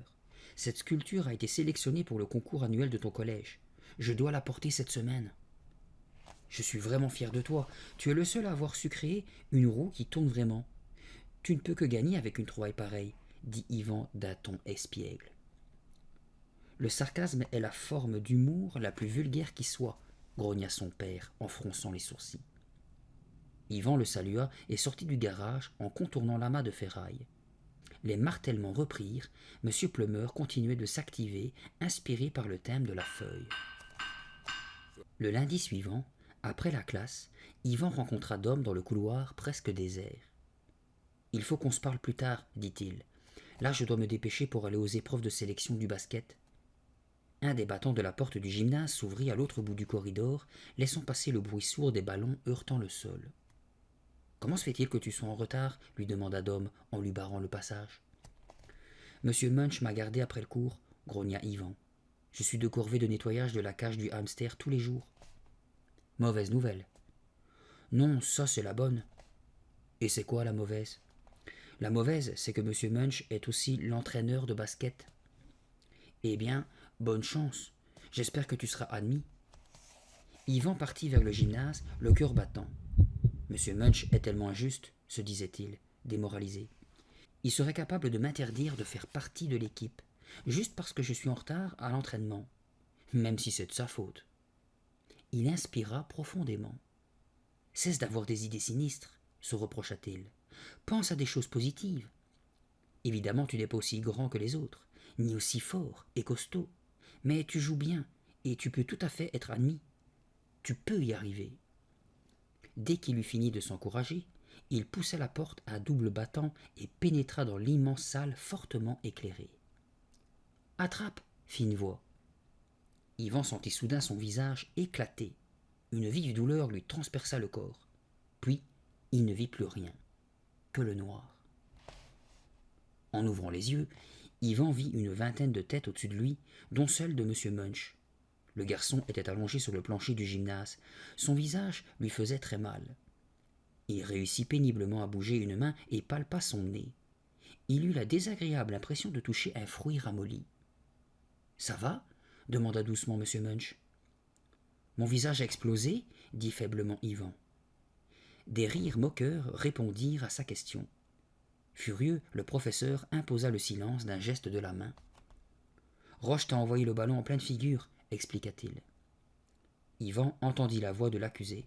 « Il a de mauvais réflexes, monsieur, » prétexta le barbare. « Il aurait dû attraper le ballon. Je croyais vraiment qu'il allait l'attraper, mais il ne sait pas jouer. »« Moi j'ai tout vu, » intervint Malik. Roche a fait une passe parfaite et Yvan n'a pas su la bloquer. C'est ça, parfaite, murmura la victime en touchant son nez meurtri. Au moins il n'est pas cassé, songea-t-il amèrement, tandis que M. Munch l'aidait à se relever. Malgré tous ses efforts, l'épreuve de sélection allait se dérouler aussi mal qu'elle avait commencé. « Tu es sûr de vouloir continuer » demanda M. Munch. « Tu parles d'un encouragement » pensa le garçon. « Oui, » répondit-il, « je me sens capable de faire partie de l'équipe. » Mais Roche, Malik et d'autres ne l'entendaient pas de cette oreille. Yvan dribbla avec assurance. Il était à mi-chemin du panier lorsque Malik le bouscula violemment et Roche s'empara du ballon. Puis, ils interceptèrent ses tirs et ses passes, l'agressant et le faisant tomber sans arrêt. Une balle plus rapide que les autres l'atteignit même à la bouche. « Désolé » s'écria hypocritement Roche pendant que Malik s'esclaffait. « La défense, je veux voir les défenses » hurla M. Munch derrière la ligne de touche. Lorsque le barbare dribbla vers lui, Yvan, décidé à défendre son but, leva ses bras pour gêner le lancer. Mais, à son grand étonnement, Roche laissa échapper le ballon. Il saisit Yvan par la taille, bondit dans les airs et le coinça dans le filet de panier. « 3 points » hurla-t-il triomphalement. M. Munch dut aller chercher l'escabeau pour délivrer Yvan. Il lui posa amicalement la main sur l'épaule et l'entraîna à l'écart. « Je crois que tu n'as pas la taille suffisante pour jouer, » fit-il en se frottant le menton. « N'en fais pas une affaire personnelle. Lorsque tu auras grandi, tu pourras participer à nouveau. Pour le moment, c'est trop tôt. » Yvan préféra garder le silence. Tête basse, il quitta tristement le gymnase. Roche le rejoignit à la porte. « Et, sans rancune, dit-il hypocritement en tendant sa grande main moite, on fait la paix ?» Le lendemain après-midi, Yvan racontait ses mésaventures à Dom. Il revenait du collège et se trouvait dans le petit parc. En cette fin de journée, il était inondé de soleil. La jeune fille s'arrêta pour observer 2 corbeaux qui déployaient majestueusement leurs ailes au-dessus d'un massif de fleurs. Même le ruisseau boueux semblait avantagé par la lumière dorée dans laquelle miroitaient des libellules. Yvan ne semblait pas ému par la beauté du paysage. Il donnait des coups de pied dans les branches mortes qu'il rencontrait sur son passage. Ce jour-là, tout était terne et laid, et il était d'une humeur massacrante. « C'est injuste !» grogna-t-il en poussant un caillou du bout de sa basket. « La sélection n'a pas été loyale. Monsieur Munch aurait dû me laisser ma chance. » Sincèrement désolé, Dom chercha à lui remonter le moral. « Il faudrait lui donner une bonne leçon, dit-elle, qu'il comprenne une fois pour toutes. Si seulement je trouvais un moyen de lui rendre la monnaie de sa pièce. » Un sourire machiavélique se peignit alors sur son visage. « J'ai un plan, continua-t-elle doucement. Un plan d'enfer. »« Et c'est quoi ton plan ?» demanda Yvan. Dom lui adressa un sourire radieux. Elle portait un short blanc très ample, un long t-shirt vert et un débardeur orange. Le soleil rendait ses couleurs tellement éclatantes qu'Yvan fut tenté de protéger ses yeux avec des lunettes. « Tu ne l'aimeras peut-être pas, » le prévint-elle timidement. « Essaie toujours. Vas-y, arrête de faire prier. » « Eh bien... » Dom regarda l'arbre au pied duquel avait été enterrée la boîte bleue. « Ça a quelque chose à voir avec le son de monstre, » hésita la jeune fille. Yvan avala péniblement sa salive. « C'est bon, » fit-il. « Continue. Voilà, c'est très simple. D'abord, on déterre le sang de monstre. Ah oui? Ensuite, on la porte au collège. Ah oui? Puis on en fait manger à Cocon. » Yvan n'en revenait pas. « Oh, un petit morceau, s'empressa-t-elle de préciser, juste assez pour qu'il atteigne la taille d'un chien. » Le garçon éclata de rire. Ce plan était monstrueux, mais génial en même temps.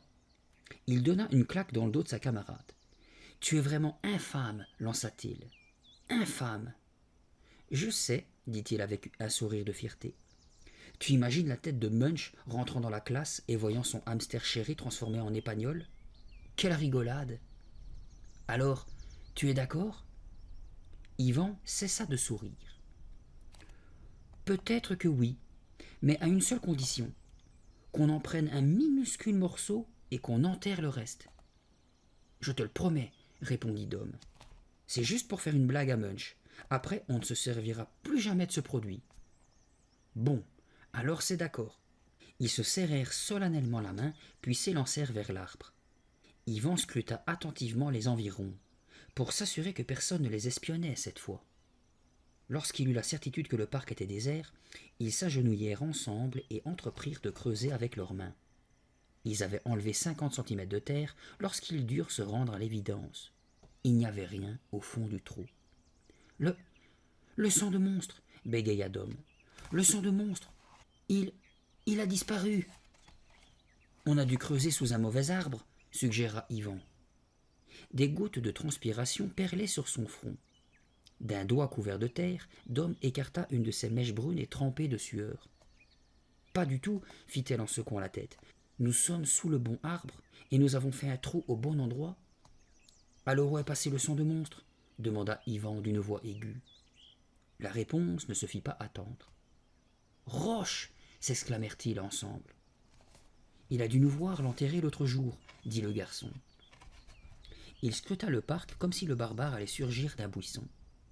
Je m'étais bien dit qu'il avait quitté les lieux un peu rapidement. Il savait bien que le sac n'était pas vide. Oui, confirma son ami. Il a dû nous espionner et attendre qu'on soit parti pour le récupérer. Horrifiés, ils fixèrent le trou vide sans dire un mot. Dom rompit le silence la première. Qu'est-ce qu'il va faire du sang de monstre chuchota-t-elle. Il va probablement en manger pour devenir plus gros et pouvoir me frapper encore plus fort, répondit Yvan d'un ton amer. Mais il ne connaît rien à ce produit, il ne sait même pas à quel point c'est dangereux. Bien sûr qu'il le sait, je lui ai tout raconté. Frappant le tronc de l'arbre de la paume de sa main, Yvan déclara « Il faut que nous récupérions la boîte à tout prix. » Le lendemain matin, avant le cours de sciences, Yvan aperçut Roche dans le couloir. Le barbare et son copain Éric se tenaient près de son casier. Il riait à gorge déployée en se tapant dans les mains. « Tiens, voilà notre Yvan national, le roi du basket, plaisanta Roche. Yvan reçut une claque dans le dos qui le propulsa contre Éric. Roche, tu n'aurais rien trouvé dans le parc, par hasard demanda-t-il sur un ton qui se voulait naturel. L'autre lui adressa un regard noir et ne répondit pas. Tu n'as pas trouvé quelque chose qui appartient à Dom et à moi insista Yvan. Quelque chose comme un cerveau, tu veux dire s'exclama Roche. Cette plaisanterie sembla beaucoup amuser Éric, qui gloussa. Pourquoi on ne dribble pas jusqu'à la classe en l'utilisant comme ballon suggéra-t-il. L'entraîneur serait content de voir qu'on fait des exercices. Roche apprécia beaucoup la remarque. Très drôle, commenta Yvan avant de poursuivre. Écoute, Roche, ce que tu as déterré est très dangereux, il faut que tu nous le rendes. Le barbare prit un air innocent. Je ne vois pas vraiment de quoi tu parles. Tu as perdu quelque chose, c'est ça? Tu sais parfaitement ce que j'ai perdu, et je veux le récupérer, répliqua Yvan. Roche adressa un petit sourire complice à Éric et regarda son souffre-douleur avec froideur. Je ne sais pas ce que toi et cette fille avez perdu, mais je vais te prouver que je suis un chic type. Je vais t'aider à le retrouver. Des deux mains, il le saisit par la taille pendant qu'Éric ouvrait la porte du casier. Je vais t'aider à le retrouver, moi, répéta-t-il. Il poussa Yvan à l'intérieur et claqua la porte. Affolé, Yvan hurla de toutes ses forces, mais la sonnerie avait retenti et le couloir était désert. Personne n'entendrait ses appels. Il était tellement à l'étroit qu'il ne pouvait pas dégager ses bras pour essayer de se libérer. Allait-il mourir, étouffé? Heureusement, 1 minute plus tard, 2 collégiennes entendirent ses appels désespérés et acceptèrent de le délivrer. Yvan bondit aussitôt hors du casier en suffoquant, aussi rouge qu'une tomate. Le rire moqueur le poursuivit jusqu'à la classe de M. Munch. « Tu es en retard » déclara sévèrement celui-ci en jetant un coup d'œil sur l'horloge accrochée au mur. Yvan tenta de s'expliquer, mais ne réussit qu'à souffler péniblement. « J'en ai vraiment par-dessus la tête de te voir interrompre mes cours, » poursuivit le professeur en frottant son crâne à moitié chauve. « Je ne crois pas t'étonner en t'apprenant que tu es puni. Tu nettoieras la cage avec 2 fois plus de soin. Et tiens, par la même occasion, tu laveras les tableaux et toutes les éprouvettes. » « Il fait tellement sombre, » chuchota Yvan. « En général, il fait noir la nuit, » répondit Dom en levant les yeux au ciel. « Oui, mais le réverbère est éteint, et en plus c'est une nuit sans lune. Alors on y voit encore moins que d'habitude. Peu après 20 heures, il s'était retrouvé devant la maison de Roche. « Cache-toi » ordonna Dom, à voix basse. Une voiture approchait lentement. Ils plongèrent derrière la haie et scrutèrent la baie vitrée du salon. Une lampe projetait un pâle rectangle orange qui s'étendait jusque sur le devant de la maison. Les vieux arbres qui entouraient ces murs de briques avaient l'air de chuchoter, bercés par une brise chaude. « Est-ce qu'on va vraiment faire une chose pareille ?» demanda Yvan en se blottissant frileusement contre son ami. « On va vraiment entrer chez Roche par effraction ?»« Nous n'allons pas entrer par effraction, nous allons nous faufiler. Et si le monstre de sang n'y est pas ? De toute façon, il faut aller voir, non ?» Au regard qu'elle lui lança, il comprit qu'elle avait peur, elle aussi. « Le sang de monstre est sûrement là, » ajouta-t-elle. « Il faut qu'il y soit. » Courbée en deux, elle entreprit de traverser la pelouse qui les séparait de la porte d'entrée. Yvan ne bougea pas. « Tu es sûr qu'ils sont tous absents ?» demanda-t-il timidement. « Ses parents sont partis juste après le dîner, et j'ai vu Roche sortir il y a 10 minutes environ. »« Où est-il allé ?»« Comment veux-tu que je le sache ?» lança-t-elle, les mains sur les hanches. « Il est parti. La maison est vide. C'est tout. » Elle revint sur ses pas et tira Yvan par la manche. « Allez, viens, on va se faufiler dans la chambre de Roche, reprendre le sang de monstre et quitter cet endroit au plus vite. »« On ne peut pas faire ça, » soupira le garçon. « On va se faire prendre. »« Je te rappelle que c'est ton idée, » lui fit remarquer Dom. « Oui, c'est vrai. » Yvan inspira profondément et retint son souffle, espérant se calmer. « Si on ne trouve pas, on s'en va immédiatement. D'accord ? » ?»« D'accord. Viens maintenant. » La jeune fille le poussa gentiment.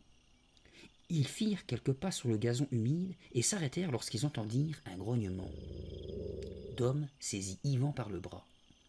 Le grognement s'intensifia. Un gros chien aux yeux mauvais avançait vers eux. Il aboya méchamment. Une fois, 2 fois. La bête s'apprêtait à attaquer. « Cours !» hurla Yvan. « Roche a un chien de garde !»« Trop tard !» cria Dom d'une voix aiguë. Le chien aboya de nouveau et bondit. Yvan poussa un cri et leva instinctivement les bras. Le molosse venait de lui sauter à la gorge. L'animal n'était pas aussi gros qu'il l'avait cru, mais il ne manquait pas de vigueur.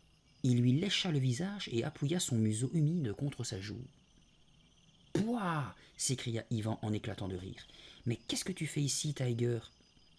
Il écarta l'épagnole et l'obligea à rester tranquille. Agitant fébrilement la queue, Tiger sautilla de joie. « Ton crétin de chien a failli me provoquer une crise cardiaque » grommela Dom. « Ah, moi aussi, je n'avais pas remarqué qu'il nous suivait. » La jeune fille s'accroupit et caressa tendrement Tiger. « Entrons, fit-elle. Roche ou ses parents peuvent revenir d'un instant à l'autre. » Tiger gambada à leur côté, tandis qu'ils traversaient la pelouse. Une fois sur le palier, la maison leur sembla plus imposante et plus obscure. « Reste là, Tiger, » chuchota Yvan. « Tu ne peux pas venir avec nous. » Dom essaya d'ouvrir la porte d'entrée. « Elle est verrouillée. »« Qu'est-ce qu'on va faire alors ?»« On va essayer de passer par la porte de service, évidemment. » La jeune fille se dirigea immédiatement vers le côté de la maison. « Tu as déjà fait ça, n'est-ce pas ?» demanda Yvan, surpris par la décontraction de son amie. « Peut-être, » répondit-elle, évasivement. Un hurlement provenant des environs les fit alors sursauter. « Qu'est-ce que c'était » s'écria Yvan, angoissé. « Un loup-garou, » répliqua calmement Dom. « Ou alors un chat. » Ils éclatèrent d'un rire nerveux. La porte de service était verrouillée elle aussi. Yvan remarqua alors que la fenêtre de la cuisine était légèrement entr'ouverte. Il la poussa et pénétra dans la pièce obscure, suivi de près par Dom. Les 2 amis retenaient leur souffle, attentifs au moindre bruit.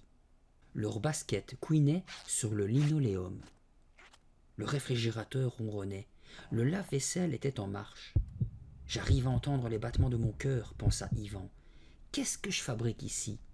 Suis-je vraiment entré chez Roche ?»« Par là, » chuchota-t-il. « Sa chambre doit être au 1er étage. » Rasant les murs, ils passèrent devant le salon baigné de lumière orange. Le plancher craqua sous leurs pas. Yvan buta sur une pile de vieux journaux entassés dans un coin de l'étroit couloir. Ils parvinrent rapidement à l'escalier de bois. La rampe grinça lorsque le garçon prit appui dessus. Un store battant contre une fenêtre le fit bondir de peur. « Il fait noir comme dans un four », murmura Dom alors qu'elle atteignait la dernière marche. Yvan voulut parler, mais sa voix restait coincée au fond de sa gorge. Le dos plaqué contre le mur, il suivit Dom qui ouvrit la première porte. Elle chercha à tâtons un interrupteur et alluma. C'était la chambre de Roche. Ils attendirent quelques instants que leurs yeux s'habituent à la lumière, puis ils s'empressèrent d'examiner les lieux. Les murs de la petite pièce carrée étaient tapissés d'affiches de sport. Sur une étagère, quelques livres voisinaient avec la multitude de trophées que Roche avait remportés en participant à divers matchs. Soudain, Dom éclata de rire. « Qu'est-ce qu'il y a de si drôle ?» demanda Yvan, étonné. « Regarde, il a encore son ours en peluche, dit-elle en indiquant le lit. Effectivement, un ours borgne à l'air égaré, plat comme une galette, reposait sur l'oreiller. « Roche le barbare dort avec un ours en peluche !» s'esclaffa Yvan. Un sinistre craquement interrompit leur plaisanterie. Ils retinrent leur souffle, les yeux agrandis par la terreur. « Ce n'est que le parquet !» chuchota Yvan. Dom frissonna. « Assez traîné, trouvons le sang de monstre et allons-nous-en. » Ils s'arrêtèrent au milieu de la pièce. « Où crois-tu qu'il l'a caché ?» demanda Yvan en ouvrant la porte du placard. « Il ne l'a pas caché. »« Hein ?» Le garçon se retourna. Son ami tenait la boîte bleue. Souriant victorieusement, elle l'exhiba devant lui. « Tu l'as trouvé ?»« Mais où ?» cria-t-il. « Sur l'étagère, tout bêtement, parmi des trophées de tennis, expliqua-t-elle. Il s'en empara et la retourna dans tous les sens. Mais le couvercle sauta. La substance verte se mit à bouillonner. « Le sang de monstre gonfle à vue d'œil !» s'exclama Yvan. Dom ramassa le couvercle et le tendit en vitesse à son camarade. « Recouvre la boîte, et vite ! Dépêche-toi, il faut partir !»« Mais le sang de monstre déborde !»« Alors tasse-le !» Yvan essaya de repousser l'étrange matière avec la paume de la main. N'y parvenant pas, il appliqua son pouce. La terreur l'envahit. Le sang de monstre se resserrait lentement autour de son doigt et cherchait à l'aspirer. « Il m'a attrapé !» hurla-t-il. Dom resta ahuri. « Quoi ?» dit-elle. « Il tient mes doigts, il ne veut plus me lâcher. » La jeune fille s'apprêta à lui venir en aide lorsque la porte d'entrée claqua. « Nous ne sommes plus seuls !» se lamenta Yvan, dont le doigt était toujours englué dans la pâte verte. « Nous sommes piégés !» Horrifié, Dom resta figé au milieu de la pièce. Yvan faillit laisser tomber le couvercle qu'il tenait dans la main gauche. La substance verte et gluante resserra son étreinte autour de son pouce droit, produisant des bruits de succion écœurants. Malgré cela, l'attention des deux amis était totalement concentrée sur ce qui se passait au rez-de-chaussée. « Maman ?» dit la voix de Roche. « Je monte dans ma chambre un instant. »« C'est affreux, ils sont tous rentrés, » murmura Yvan. « On est fichu, » bredouilla Dom entre ses dents.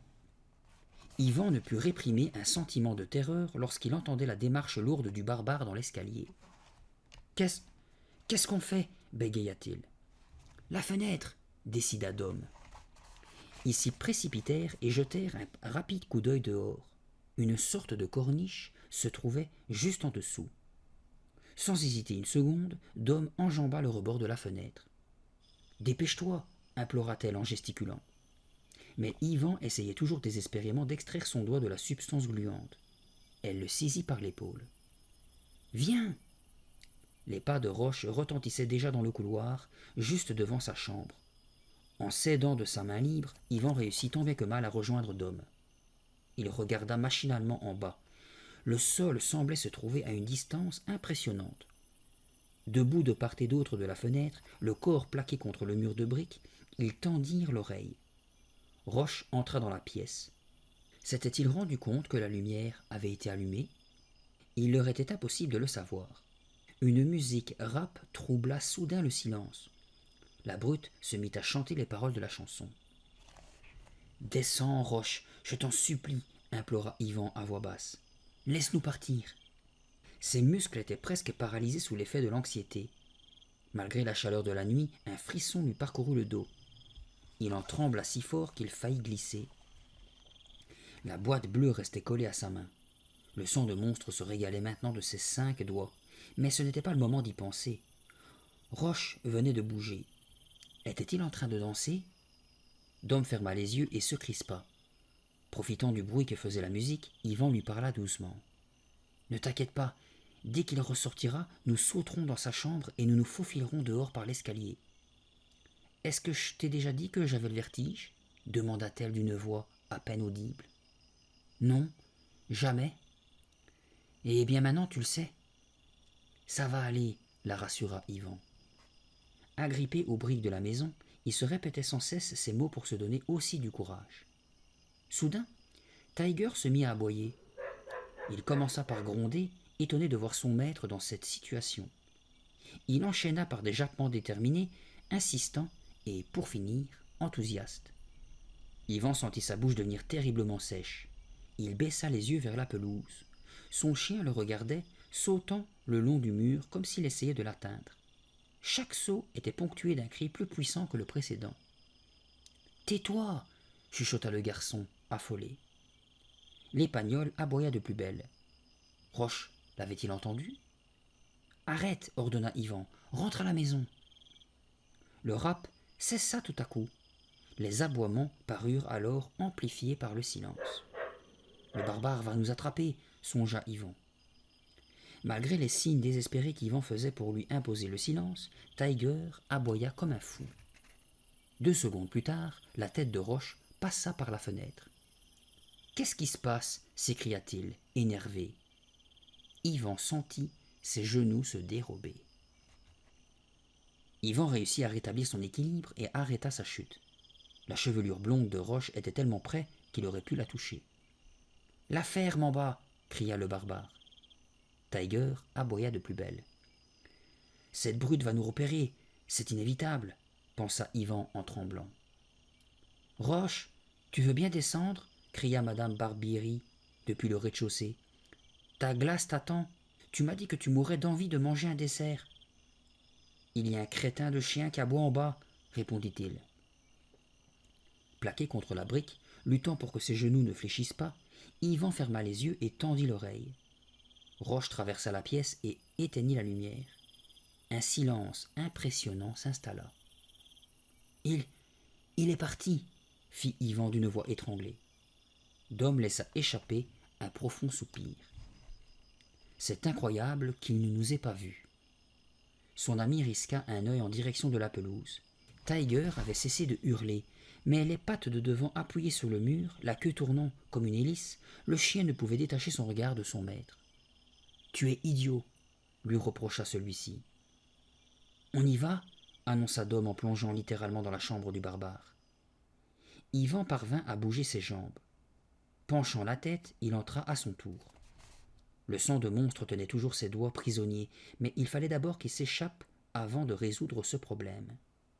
Sur la pointe des pieds, retenant son souffle, il se dirigea le premier vers la porte. Il s'arrêta, attentif au moindre bruit.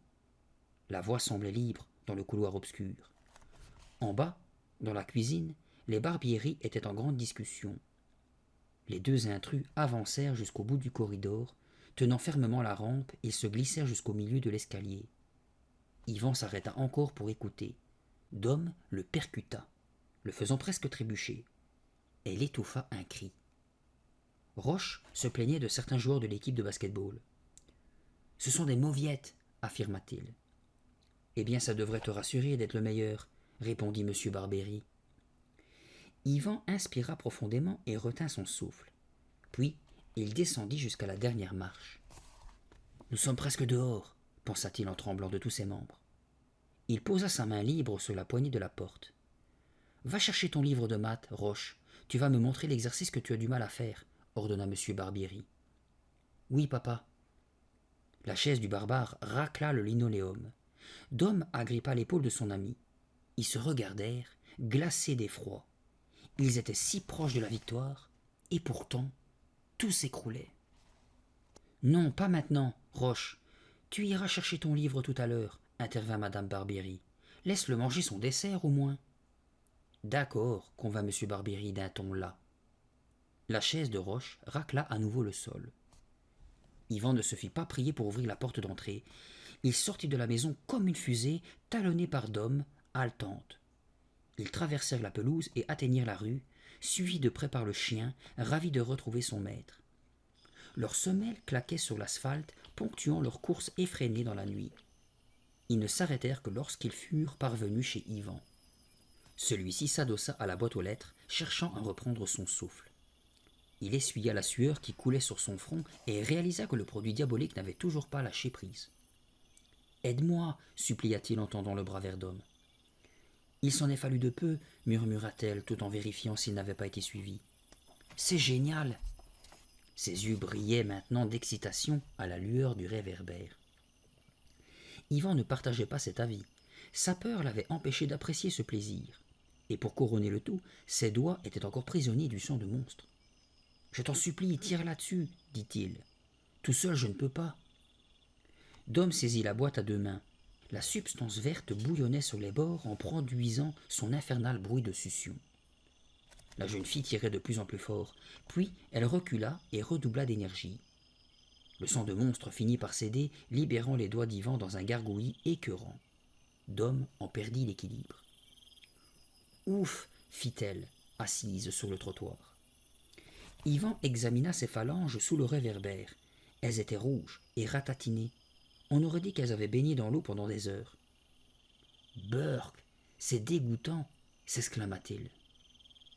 Dom se releva lentement, tenant toujours la boîte à deux mains. « Au moins nous avons fini par le récupérer, » dit-elle, à mi-voix. « Oui, et maintenant on va pouvoir l'enterrer à nouveau. »« Quoi ? L'enterrer ?» protesta Dom en la plaçant au-dessus de sa tête. « Tu m'as bien entendu, » dit-il avec fermeté. « Ce produit est trop dangereux pour qu'on s'amuse avec. Emporte-le chez toi et enterre-le dans ton jardin, d'accord ?» Mais Dom ne répondit pas, se contentant de fixer le précieux récipient. « Enterre la boîte dans ton jardin, » insista Yvan. « C'est promis ?» Le lendemain, Yvan se réveilla avec un sérieux mal de gorge. Craignant une angine, sa mère ne l'envoya pas au collège. Il passa la journée à lire et à regarder la télévision. La douleur se calma au cours de l'après-midi. Il retourna donc en classe le matin suivant, frais et dispos, prêt à affronter ses camarades et à attaquer une nouvelle journée de travail. Yvan conserva son optimisme jusqu'en fin d'après-midi, c'est-à-dire jusqu'au cours de sciences naturelles. Pour se rendre à la place habituelle, il devait passer près du hamster. Oubliant son aversion, il jeta un coup d'œil sur l'animal. « Tiens, Monsieur Munch s'est acheté un lapin, pensa-t-il. C'est curieux. Où est Cocon ? Un lapin ? Il s'arrêta et examina de plus près l'animal blotti dans la cage. Un regard familier rencontra le sien. Un museau qu'il connaissait bien se plissa. C'était Cocon. Il était devenu aussi gros qu'un lapin. Penché au-dessus de la cage, Yvan observait le hamster lorsque la sonnerie retentit. Il se retourna et constata que les élèves étaient bien sagement assis sur leurs chaises. « Je vois que tu t'intéresses à ta victime, Yvan, » déclara M. Munch devant la classe. « Moi ? Ma victime ? Tu as trop nourri Cocon, regarde comme il est devenu gros. »« Presque aussi gros que vous, » aurait voulu répondre Yvan. Il savait bien qu'il n'avait rien à voir avec la subite prise de poids de Cocon, et que ce problème ne concernait pas l'alimentation. Si le rongeur était devenu 3 fois plus volumineux, c'était à cause du sang de monstre. « Si je revois Dom, je l'étripe, » marmonna-t-il. « Qu'est-ce que tu dis ? » demanda le professeur. Yvan devint rouge comme une tomate. Il ne s'était pas rendu compte qu'il avait parlé à voix haute. « Rien, » répondit-il, gêné en regagnant rapidement sa place. « Dom est allé trop loin cette fois, » se dit-il avec colère. Elle avait promis d'enterrer le sang de monstre. Elle avait promis. Et voilà qu'elle avait transformé Cocon en un animal grotesque. De plus, M. Munch était persuadé que c'était lui le responsable. « Tu resteras après la classe, Yvan, » dit justement celui-ci. « Il faut que nous discutions du régime de Cocon. » Des rires fusèrent. Installés à leur table, au fond de la pièce, Roche plissait le nez et gonflait les joues, et Éric se tenait les côtes. À l'autre bout de la classe, Cocon semblait enflé à vue d'œil. À chacune de ses inspirations, il paraissait plus gros. Ses yeux noirs et accusateurs, de la taille d'une bille, fixaient Yvan. Lorsqu'il s'approcha de son réservoir d'eau, la cage trembla. Elle manqua de se renverser quand il se retourna. « Je t'en supplie, arrête de grossir, l'implora Yvan, horrifié. Le hamster souffla bruyamment. De son siège, le garçon entendit sa respiration sifflante. Comment Dom a-t-elle pu me faire ça? Je ne lui pardonnerai jamais. Dès que la sonnerie retentit, les élèves rangèrent leurs livres et leurs cahiers et se dirigèrent vers la sortie. Yvan en profita pour s'approcher de l'animal. Cocon le regarda en haletant. Il n'arrive même plus à monter sur sa roulette, nota Yvan. S'il grossit encore, sa cage va éclater. Combien de sang de monstre lui a-t-elle donné? Monsieur Munch étant occupé à corriger des copies à son bureau, Yvan annonça timidement. Je dois dire quelque chose à quelqu'un. Je reviens tout de suite. Ne t'attarde pas trop, répondit le professeur sans lever les yeux des papiers. Yvan se précipita dans le couloir et heurta de plein fouet Roche. Justement, je te cherchais, dit le barbare. Il fit un pas vers la droite, un autre vers la gauche, et étendit les deux bras pour lui barrer le passage. Ce n'est pas le moment, répliqua Yvan. Mais la brute ne broncha pas. Je suis pressé, expliqua Yvan. Aujourd'hui, je n'ai pas le temps de rester dans mon casier. Le beau visage de Roche se fendit en un large sourire. Je suis désolé pour cette histoire, dit-il avec une étincelle de malice dans les yeux. Vraiment? S'étonna Yvan, hypocritement. Oui, vraiment, sans rancune, reprit l'autre. Viens, on se serre la main. Yvan s'exécuta machinalement. Il avait oublié la poigne d'acier du barbare qui lui avait fait tellement mal l'autre jour. Il essaya de se dégager, trop tard. Plus Roche serrait, plus son sourire s'élargissait. Yvan aperçut enfin Dom de l'autre côté du couloir. Il tenta de l'appeler au secours, mais seul un faible gémissement s'échappa de sa gorge. Son ami disparut, l'abandonnant à son triste sort. Lorsque Roche daigna enfin lâcher sa main, elle ressemblait à une plaque de terre glaise molle. « Génial, ta poignée de main! Tu es un homme !» s'écria la brute en éclatant de rire. Feignant d'avoir ressenti une douleur, il souffla sur ses doigts en les secouant. Puis il partit vers le gymnase. « Sale crâneur !» pensa Yvan. Il poussa un cri de rage pour se défouler. De sa main valide, il tapa sur un casier vide. Il était tellement vexé et furieux qu'il eut l'impression que de la fumée s'échappait de ses oreilles. « Tu me fais attendre !» cria M. Munch depuis la porte de la classe. « J'arrive !» marmonna le collégien. Désespéré, il entra dans la salle de cours. Ce soir-là, il essaya plusieurs fois de joindre Dom au téléphone. En vain. La nuit, il rêva que Tiger avalait une énorme boule de sang de monstre. Il cherchait à retenir son chien, mais l'animal gigantesque se lançait à la poursuite du facteur.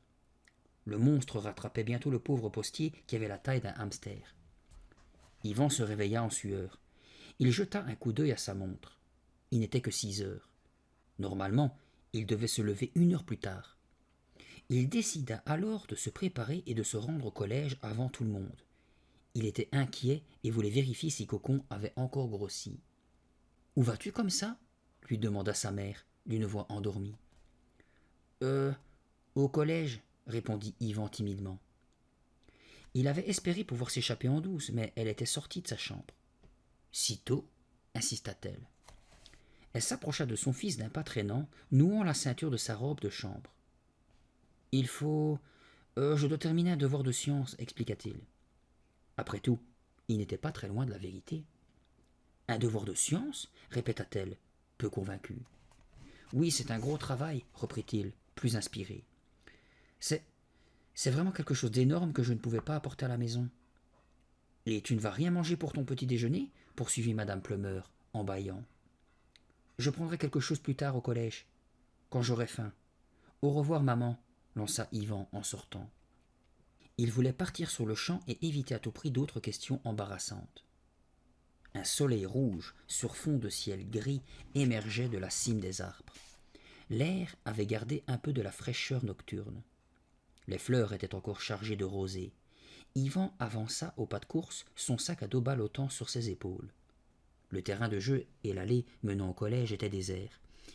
Il entra furtivement, traversa le couloir silencieux et se dirigea avec précaution vers la salle de sciences. Cocon n'a peut-être pas grossi cette nuit, se dit-il avec espoir. Il a peut-être même retrouvé sa taille normale, ou au moins un peu maigri. Ce n'était pas impossible, après tout. Dom n'avait pas dû lui donner trop de sang de monstre, juste de quoi le transformer pour quelque temps en lapin bien gras, avant qu'il ne redevienne ce petit hamster si mignon. Pourquoi pas? Yvan croisa les doigts. Il était essoufflé lorsqu'il arriva devant la classe. Il hésita un instant à la porte. Son cœur battait la chamade. « Je t'en supplie, Cocon, dit-il à voix haute. Il faut que tu sois redevenu la petite boule de poil que tu étais avant. » Yvan inspira profondément, retint son souffle et pénétra dans la pièce. Dès qu'il entra dans la classe, Yvan aperçut la cage placée contre le mur du fond. Mais Cocon n'y était pas. Avait-il retrouvé sa taille normale? Peut-être, se dit le garçon. Les vœux sont parfois exaucés, il n'arrive pas que des malheurs dans la vie. Il avançait d'un pas hésitant, lentement, mètre après mètre, les muscles tendus. Il était tellement terrorisé qu'il avait du mal à marcher. Le sang battait à ses tempes, son front était couvert de sueur. Mais où était Cocon? Le hamster ne se montrait toujours pas. Une pâle lumière grise filtrait par la fenêtre. Yvan s'approcha avec précaution sur la pointe des pieds. Soudain, un cri horrifié sortit de sa gorge. S'il n'avait pas vu Cocon, il y avait une raison. Le rongeur était tellement gros qu'il remplissait entièrement la cage. Yvan recula, les yeux exorbités. Le hamster respirait péniblement. Le corps pressé contre les parois, il poussait des gémissements. « Non, ce n'est pas possible !» s'écria Yvan, qui tremblait de tous ses membres. L'animal continua de grogner, fixant le garçon d'un œil globuleux. Horrifié, celui-ci le vit soulever ses pattes roses qui se refermèrent sur les barreaux. Un grognement horrible retentit. Son museau se crispa, dévoilant ses longues dents blanches. Le monstre grogna encore, cherchant à forcer les barreaux en métal, qui se tordirent. Il soufflait bruyamment, excité. Sa prison finit par céder et Cocon se retrouva libre. « Mais qu'est-ce que je dois faire ?» s'exclama Yvan, paralysé par la terreur. Ou plutôt, que pouvait-il faire? « Qu'est-ce que tu as fait alors ?» lui demanda Dom. Les deux amis étaient assis dans l'herbe grasse du parc, contemplant le ruisseau brunâtre et écoutant le chant des cigales. Le soleil de la fin d'après-midi réchauffait leur dos. Dom portait un t-shirt d'un rouge éclatant et un jean blanc. Elle avait enlevé ses baskets jaunes et remuait la terre avec ses pieds nus. « Alors, qu'est-ce que tu as fait ?» répéta-t-elle. Yvan ramassa un petit caillou et le lança dans le cours d'eau. « Je suis allé chercher une laisse dans le placard, » répondit-il, en s'allongeant dans l'herbe. Dom ouvrit de grands yeux étonnés. « Munch a une laisse pour chien dans son placard? Mais pourquoi faire? Tu sais, il y garde un tas de trucs. Et tu as attaché Cocon? Oui, elle était de la bonne longueur, un modèle pour gros chien. Aussi gros que Tiger? Oui, dit Yvan en acquiesçant d'un mouvement de tête. Après, je l'ai attachée au pied du bureau et j'ai filé aussi vite que possible. Dom ne put s'empêcher de rire, mais elle s'arrêta aussitôt devant l'expression furieuse de son ami. Et qu'est-ce que tu as fait en arrivant au cours de sciences? Demanda-t-elle en se retournant vers la rivière. Je ne suis pas allé au cours, murmura Yvan, les yeux baissés. Quoi? J'avais peur que Munch me fasse des reproches devant toute la classe. Alors tu as séché? S'écria Dom, stupéfaite. Ben oui. Et ensuite? Je suis parti et je suis venu ici. Dommage, parce qu'on a parlé de Cocon toute la journée, s'exclama Dom de son air malicieux. Tout le monde voulait le voir. Cet imbécile a failli causer une émeute. Ce n'est pas drôle, bredouilla Yvan. Mais si, et Munch affirmait que son hamster était le plus fort du monde. Il voudrait même essayer de le faire passer à la télé.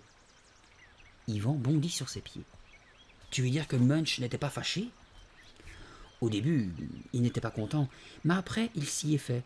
Il avait même l'air fier, comme s'il avait gagné le loto, ajouta Dom en ricanant. Je suis sûr qu'il va me punir, déclara Yvan en tapant du pied. J'en suis certain. Tout le monde lui donnait des carottes, continua Dom, sans prêter attention aux plaintes du garçon. Il les mangeait d'un seul coup et les avalait avec un bruit ignoble. C'était une véritable orgie de carottes. Je n'arrive pas à y croire. Mais pourquoi as-tu fait ça? Dom lui adressa un regard innocent. « Je voulais te faire rire. »« Quoi ? Me faire rire ? Tu avais l'air tellement abattu, j'ai cru que ça te remonterait le moral. » Yvan laissa échapper un cri de colère. « Je vois que je n'ai pas réussi, » murmura-t-elle tristement. Elle arracha une touffe d'herbe et en étala les brins sur ses jambes. Yvan s'approcha de la rive et envoya un autre caillou dans le ruisseau. « Admets que c'était drôle, non ?» dit-elle. « Pas du tout, ce n'était pas drôle. Qu'est-ce qui va se passer si Cocon continue de grossir ? » ?»« C'est simple, on lui mettra une selle sur le dos et on fera une balade à dos de hamster, » plaisanta Dom qui ne put retenir un fou rire. « Mais enfin, tu sais bien à quel point ce sang de monstre est dangereux, » s'emporta Yvan. « Que va-t-on faire ? Comment va-t-on s'y prendre pour lui faire retrouver sa taille normale ?» Dom haussa les épaules. Le soleil commença à se coucher derrière les arbres. L'ombre des feuillages s'étendait à présent sur les deux amis. « Et le sang de monstre, où est-il passé ?» demanda Yvan, debout devant la jeune fille. « Le mode d'emploi indique peut-être comment lui redonner sa taille normale. »« Tu sais qu'il n'y a rien d'inscrit sur la boîte, » rappela Dom en secouant la tête. « Il n'y a pas de mode d'emploi. Rien. » Elle se leva et frotta son jean pour se débarrasser des brins d'herbe. « Il faut que je rentre. Ma tante ne sait pas où je suis et elle doit se faire du mauvais sang. » Yvan l'accompagna jusqu'à la rue. « Grand comment ?» chuchota-t-il, désespéré. « Quoi ?» demanda-t-elle en se retournant. « Quelle dimension aura Cocon demain ?»« Dom, dépêche-toi !» cria Yvan. Le lendemain matin, les deux amis s'étaient retrouvés comme prévu chez Dom pour se rendre tôt au collège.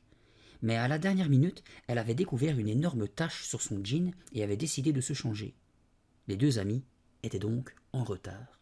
« Désolée, dit-elle en descendant les marches 4 à 4.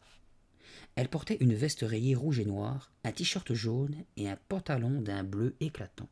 « Tu es sûr que tu n'as pas de chaussures vertes ?» se moqua Yvan en se dirigeant vers la porte. « J'aime les couleurs vives, et alors ?» répondit-elle en boudant un peu.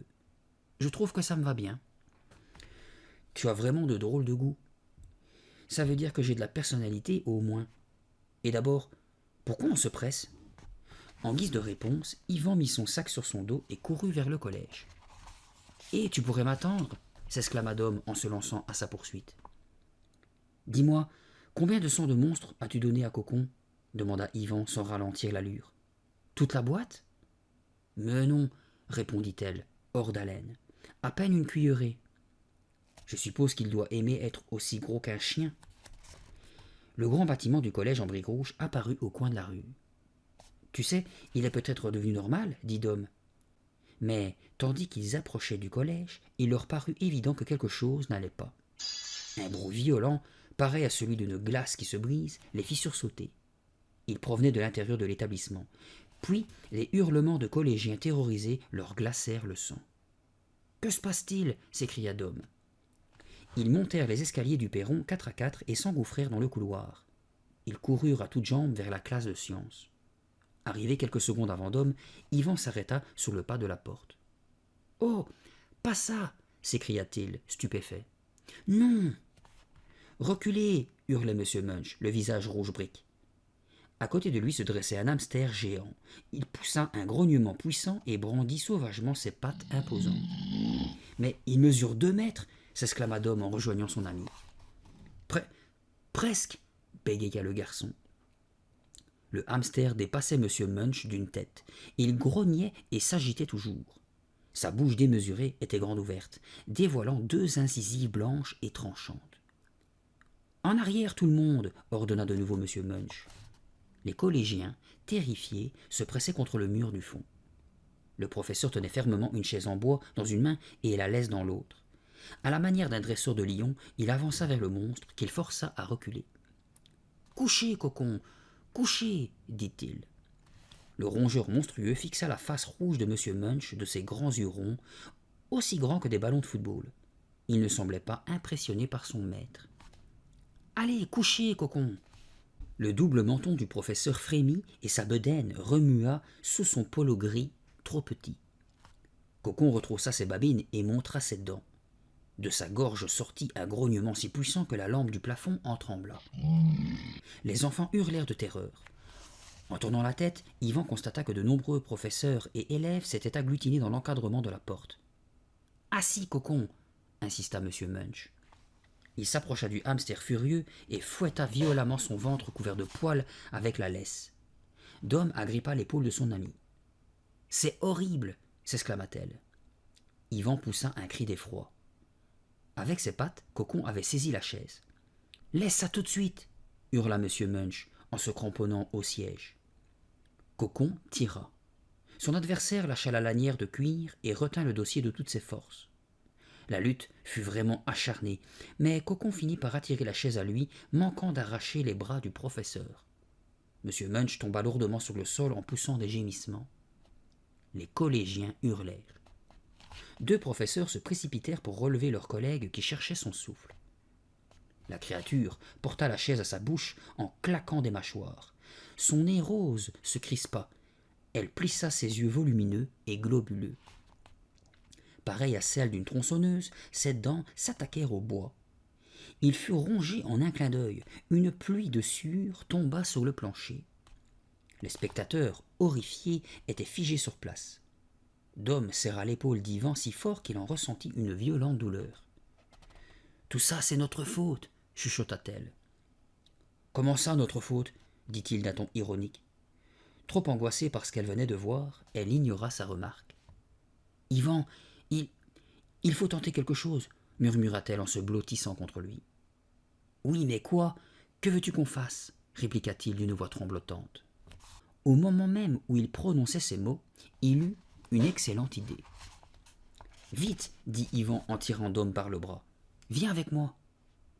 La jeune fille hésita, l'œil toujours rivé sur le gigantesque hamster. « Où ça ?» demanda-t-elle. « J'ai une idée, mais nous n'avons pas de temps à perdre. » Dans la salle de cours, Cocon marchait de son pas lourd, faisant trembler le plancher. « Allez les enfants !»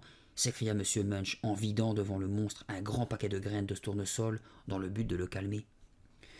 Le hamster le regarda avec mépris. Ces graines étaient trop petites pour être dignes d'intérêt. « Dom, dépêchons-nous !» lança Yvan. Il tira son ami par le bras et il fila vers la sortie en écartant au passage les collégiens et les professeurs affolés. Une fois parvenus dans le couloir, ils se précipitèrent vers l'auditorium. « On ne peut pas s'enfuir comme ça, nous devons les aider !» protesta Dom en courant. « Mais on ne s'enfuit pas.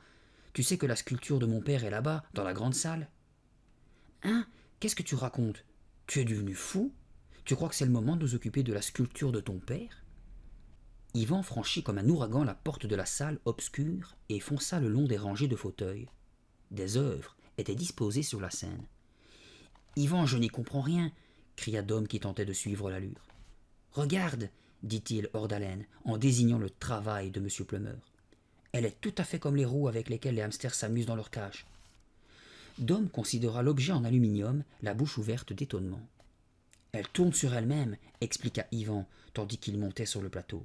« Vite, faisons-la rouler jusqu'à la salle de science. Elle sera assez grande pour Cocon. »« Tu veux la porter à Cocon ? Mais pourquoi faire ? » ?»« Pour qu'il se détende. Si nous arrivons à la tirer dans cette roue, nous aurons le temps de trouver une meilleure idée pour l'enfermer. Et puis, il ne broiera pas tous les meubles de la classe avec ses dents. » Les deux amis saisirent la sculpture en aluminium et la firent rouler jusqu'à la porte qui donnait sur la scène. « Il tournera peut-être tellement vite qu'il maigrira, » plaisanta Dom, « et il pourra rétrécir et même retrouver sa taille normale. En tout cas, c'est lourd ton truc. J'espère que ce sera assez solide pour ce hamster de malheur. » « Moi aussi, » dit Yvan. Pendant ce temps, la foule des curieux avait grossi. « Laissez-nous passer !» crièrent les deux amis en écartant les spectateurs. Ils tirèrent la structure en métal au centre de la classe, tout en surveillant Cocon. Celui-ci avait réussi à bloquer deux professeurs contre le tableau noir. Ses dents menaçantes grinçaient. Debout, il frappait ses imposantes pattes roses l'une contre l'autre, comme s'il voulait se battre avec eux. M. Munch contemplait les restes de son bureau d'un air affligé. « J'ai appelé la police !» cria-t-il, les joues dégoulinant de sueur. « Je leur ai demandé de venir au plus vite, mais quand je leur ai expliqué qu'il s'agissait d'un hamster gigantesque, ils ont cru à une plaisanterie. »« Que tout le monde recule !» ordonna Yvan d'une voix aiguë. « Laissez Cocon voir la roue !» Le monstre se retourna brusquement. Ses deux victimes en profitèrent pour s'échapper. La foule se mit à hurler et se précipita vers la porte. « Il va peut-être essayer de s'amuser pendant un moment, » expliqua Dom. « Ensuite, il faudra trouver un moyen de nous débarrasser de lui. »« Ça y est, il l'a remarqué, » dit M. Munch.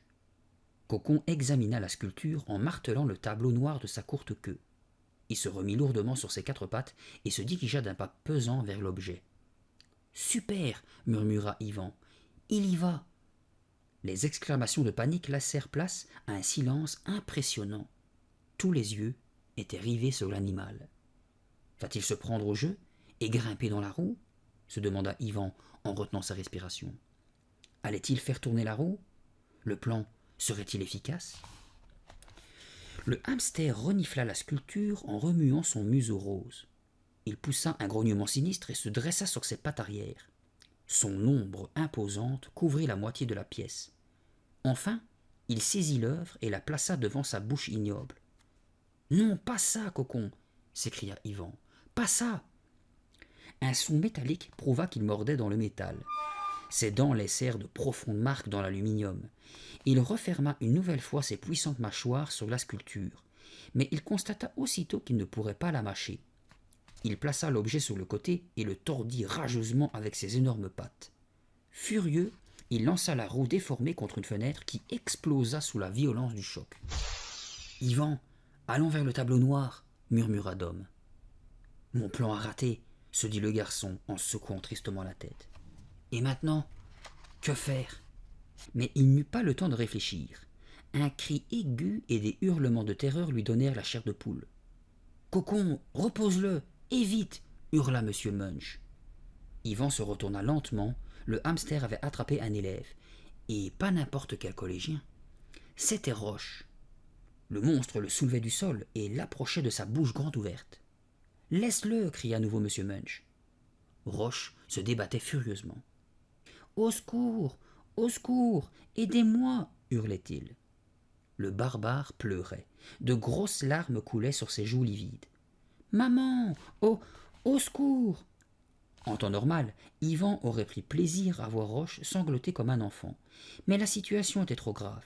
Cocon pouvait très bien le déchiqueter d'un seul coup de dent. Il réagit et agrippa le bras de Dom. « Où est le sang de monstre ?» demanda-t-il d'un ton autoritaire. « Dans mon casier, je l'ai caché sous de vieilles affaires. Pourquoi ? J'en ai besoin, j'ai une autre idée. »« Espérons qu'elle sera meilleure que la première, » chuchota Dom. Après s'être précipités vers la porte, les 2 amis jetèrent un coup d'œil dans la pièce. Cocon était en train de jouer avec sa victime, le faisant passer d'une patte à l'autre, le léchant de sa langue rose et répugnant. Roche hurlait à en perdre la voix. Mais Yvan devait se dépêcher. Avec Dom, ils coururent jusqu'au vestiaire du collège. « Je vais avaler une bonne ration de sang de monstre, et comme ça je deviendrai plus gros que lui, » annonça-t-il. « J'ai compris, » dit Dom, « tu vas te transformer en géant et tu seras aussi fort que lui. »« Non, beaucoup plus fort. Il redeviendra pour moi le petit hamster qu'il était. Je n'aurai plus qu'à le mettre dans la cave et je fermerai la porte à double tour. »« Ton plan est idiot, » déclara Dom, « mais ça vaut le coup d'essayer. » Yvan avala difficilement sa salive et préféra ne pas répondre. Il venait de s'arrêter devant le casier de sa camarade. « Oh, non, ce n'est pas vrai !» s'écria-t-elle en s'arrêtant devant son casier.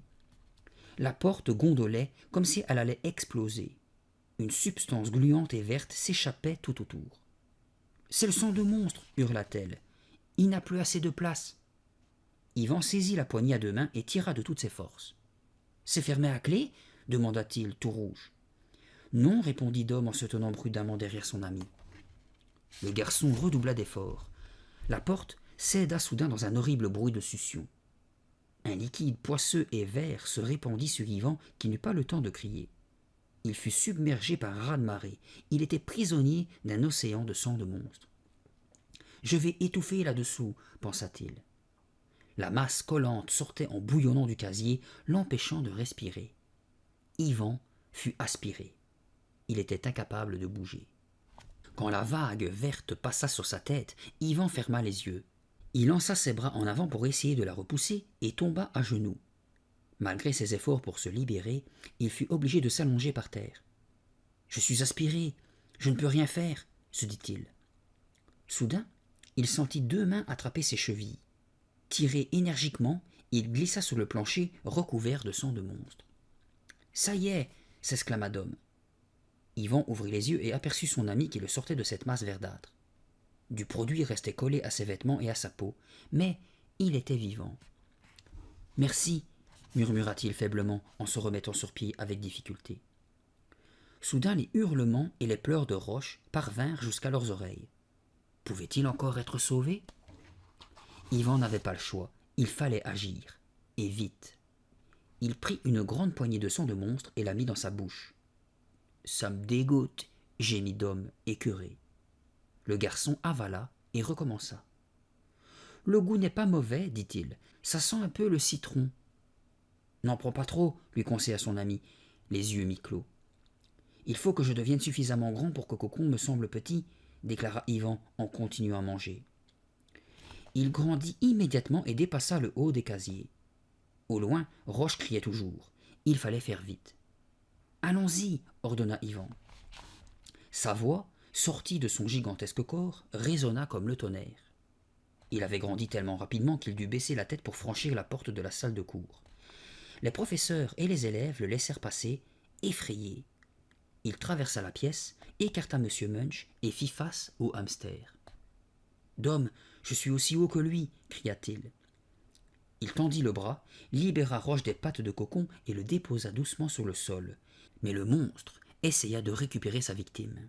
« Au secours !» hurla le barbare en se ruant hors de la pièce. Yvan se retourna alors pour affronter le rongeur. Les deux adversaires se regardaient fixement dans les yeux. Le museau rose du Cocon remua. Il flaira son ennemi et renifla tellement fort que le garçon résista pour ne pas être aspiré. « Il faut que je grandisse encore, » se dit-il en reculant d'un pas. Tout en continuant de renifler, Cocon lui adressa un coup d'œil agressif. « Tu te souviens de moi ?» dit Yvan, d'une voix douce. « Tu te souviens, je te donnais à manger tous les jours. »« Mais pourquoi je ne grandis pas plus ?» pensa-t-il en même temps. Dom, M. Munch et les autres restaient silencieux. Plaqués contre le mur du fond, ils contemplaient ces deux géants. Leurs visages étaient déformés par la terreur. « Allez, je dois grandir !» s'écria Yvan. Il savait qu'il ne pouvait pas capturer Cocon, car ils étaient à peu près de la même taille. De plus, le hamster pesait beaucoup plus lourd que lui. « Quelque chose ne va pas, Dom, » dit-il en tremblant. « J'ai pourtant avalé des kilos de produits. Pourquoi suis-je toujours aussi petit ?»« Je ne sais pas, » répondit-elle d'une voix de souris. Elle relut l'étiquette de la boîte bleue qu'elle tenait toujours dans sa main. « Je ne sais pas pourquoi ça ne fait pas plus d'effet, » répéta-t-elle, désespérée. Yvan se retourna. Il n'avait plus qu'à combattre le hamster. L'animal tendit ses pattes avant et le saisit par la veste. Il essaya de le soulever. Le garçon vit en un éclair la bouche monstrueuse s'ouvrir. Deux rangées de dents menaçantes étincelèrent, prêtes à le broyer. Il se débattit énergiquement et parvint à se libérer. Aussitôt, il entoura Cocon de ses deux bras et la lutte commença. Yvan se battit avec rage, mais Cocon était le plus fort. Le rongeur plaqua son adversaire sur le plancher. Yvan se dégagea immédiatement. Il bondit sur ses pieds et déséquilibra le hamster. Ils continuèrent le combat sur le sol. Les spectateurs hurlaient, poussant des cris d'encouragement. Cependant, Yvan savait qu'il ne grandirait plus. Cocon plaqua son corps poilu et chaud sur le garçon, cherchant à l'écraser contre le parquet. Yvan perçut les battements de son cœur. La bête ouvrit la bouche et approcha son visage cruel de celui du vaincu. Yvan eut la nausée en sentant l'haleine aigre de la créature.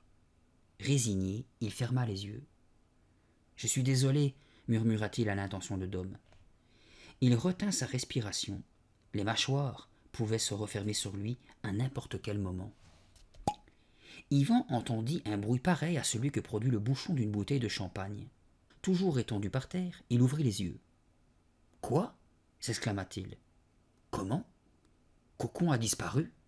Évanoui ?»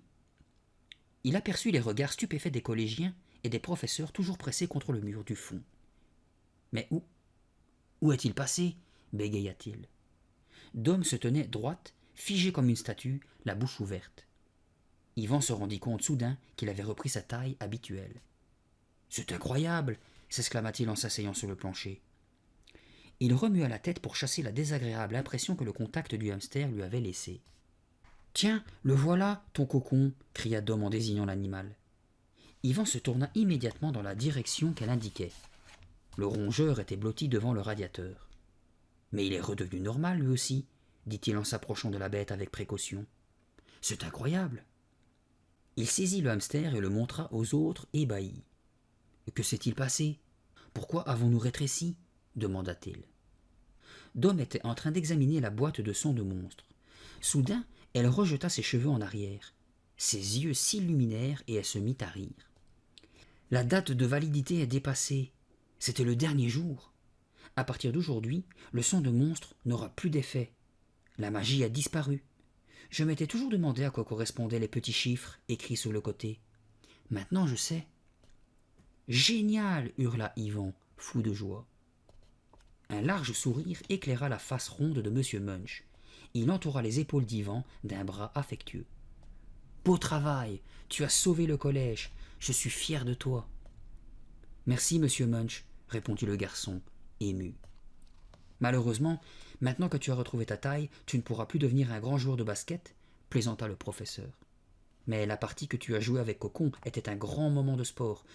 Tu t'es déjà entraîné à la lutte, tu ferais peut-être bien d'y penser. En fin d'après-midi, Yvan se rendit chez Dom.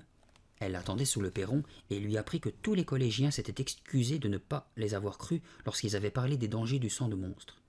Mais avant qu'il ait pu réagir, elle prit son air malicieux et lui tendit une boîte en carton marron. « Qu'est-ce que c'est » demanda-t-il en la suivant à l'intérieur de la maison. « C'est une surprise que mes parents m'ont envoyée d'Europe, dit-elle en souriant. Tu ne devineras jamais ce que c'est. » La sonnette de l'entrée retentit alors qu'elle soulevait le couvercle. « Je vais à la cuisine, annonça-t-elle. Va voir qui c'est. »« Monsieur Munch !» s'exclama Yvan en ouvrant. « Bonsoir, fit le professeur rondouillard, franchissant difficilement la porte. J'espère que je ne vous dérange pas. Mais non, entrez. Ce n'est pas la peine, répliqua M. Munch d'un ton plus solennel. Je suis venu parce que j'estime que tu mérites une récompense. Tu t'es conduit comme un héros aujourd'hui, et j'ai été injuste avec toi. Oh, pas vraiment, bredouilla Yvan, qui se sentit rougir. De quel genre de récompense pouvait-il s'agir? Un livre? De l'argent? M. Munch ne lui laissa pas le temps de réfléchir. « Voilà ton cadeau, dit-il, en plaçant la cage de Cocon sous son nez. J'ai décidé de te l'offrir.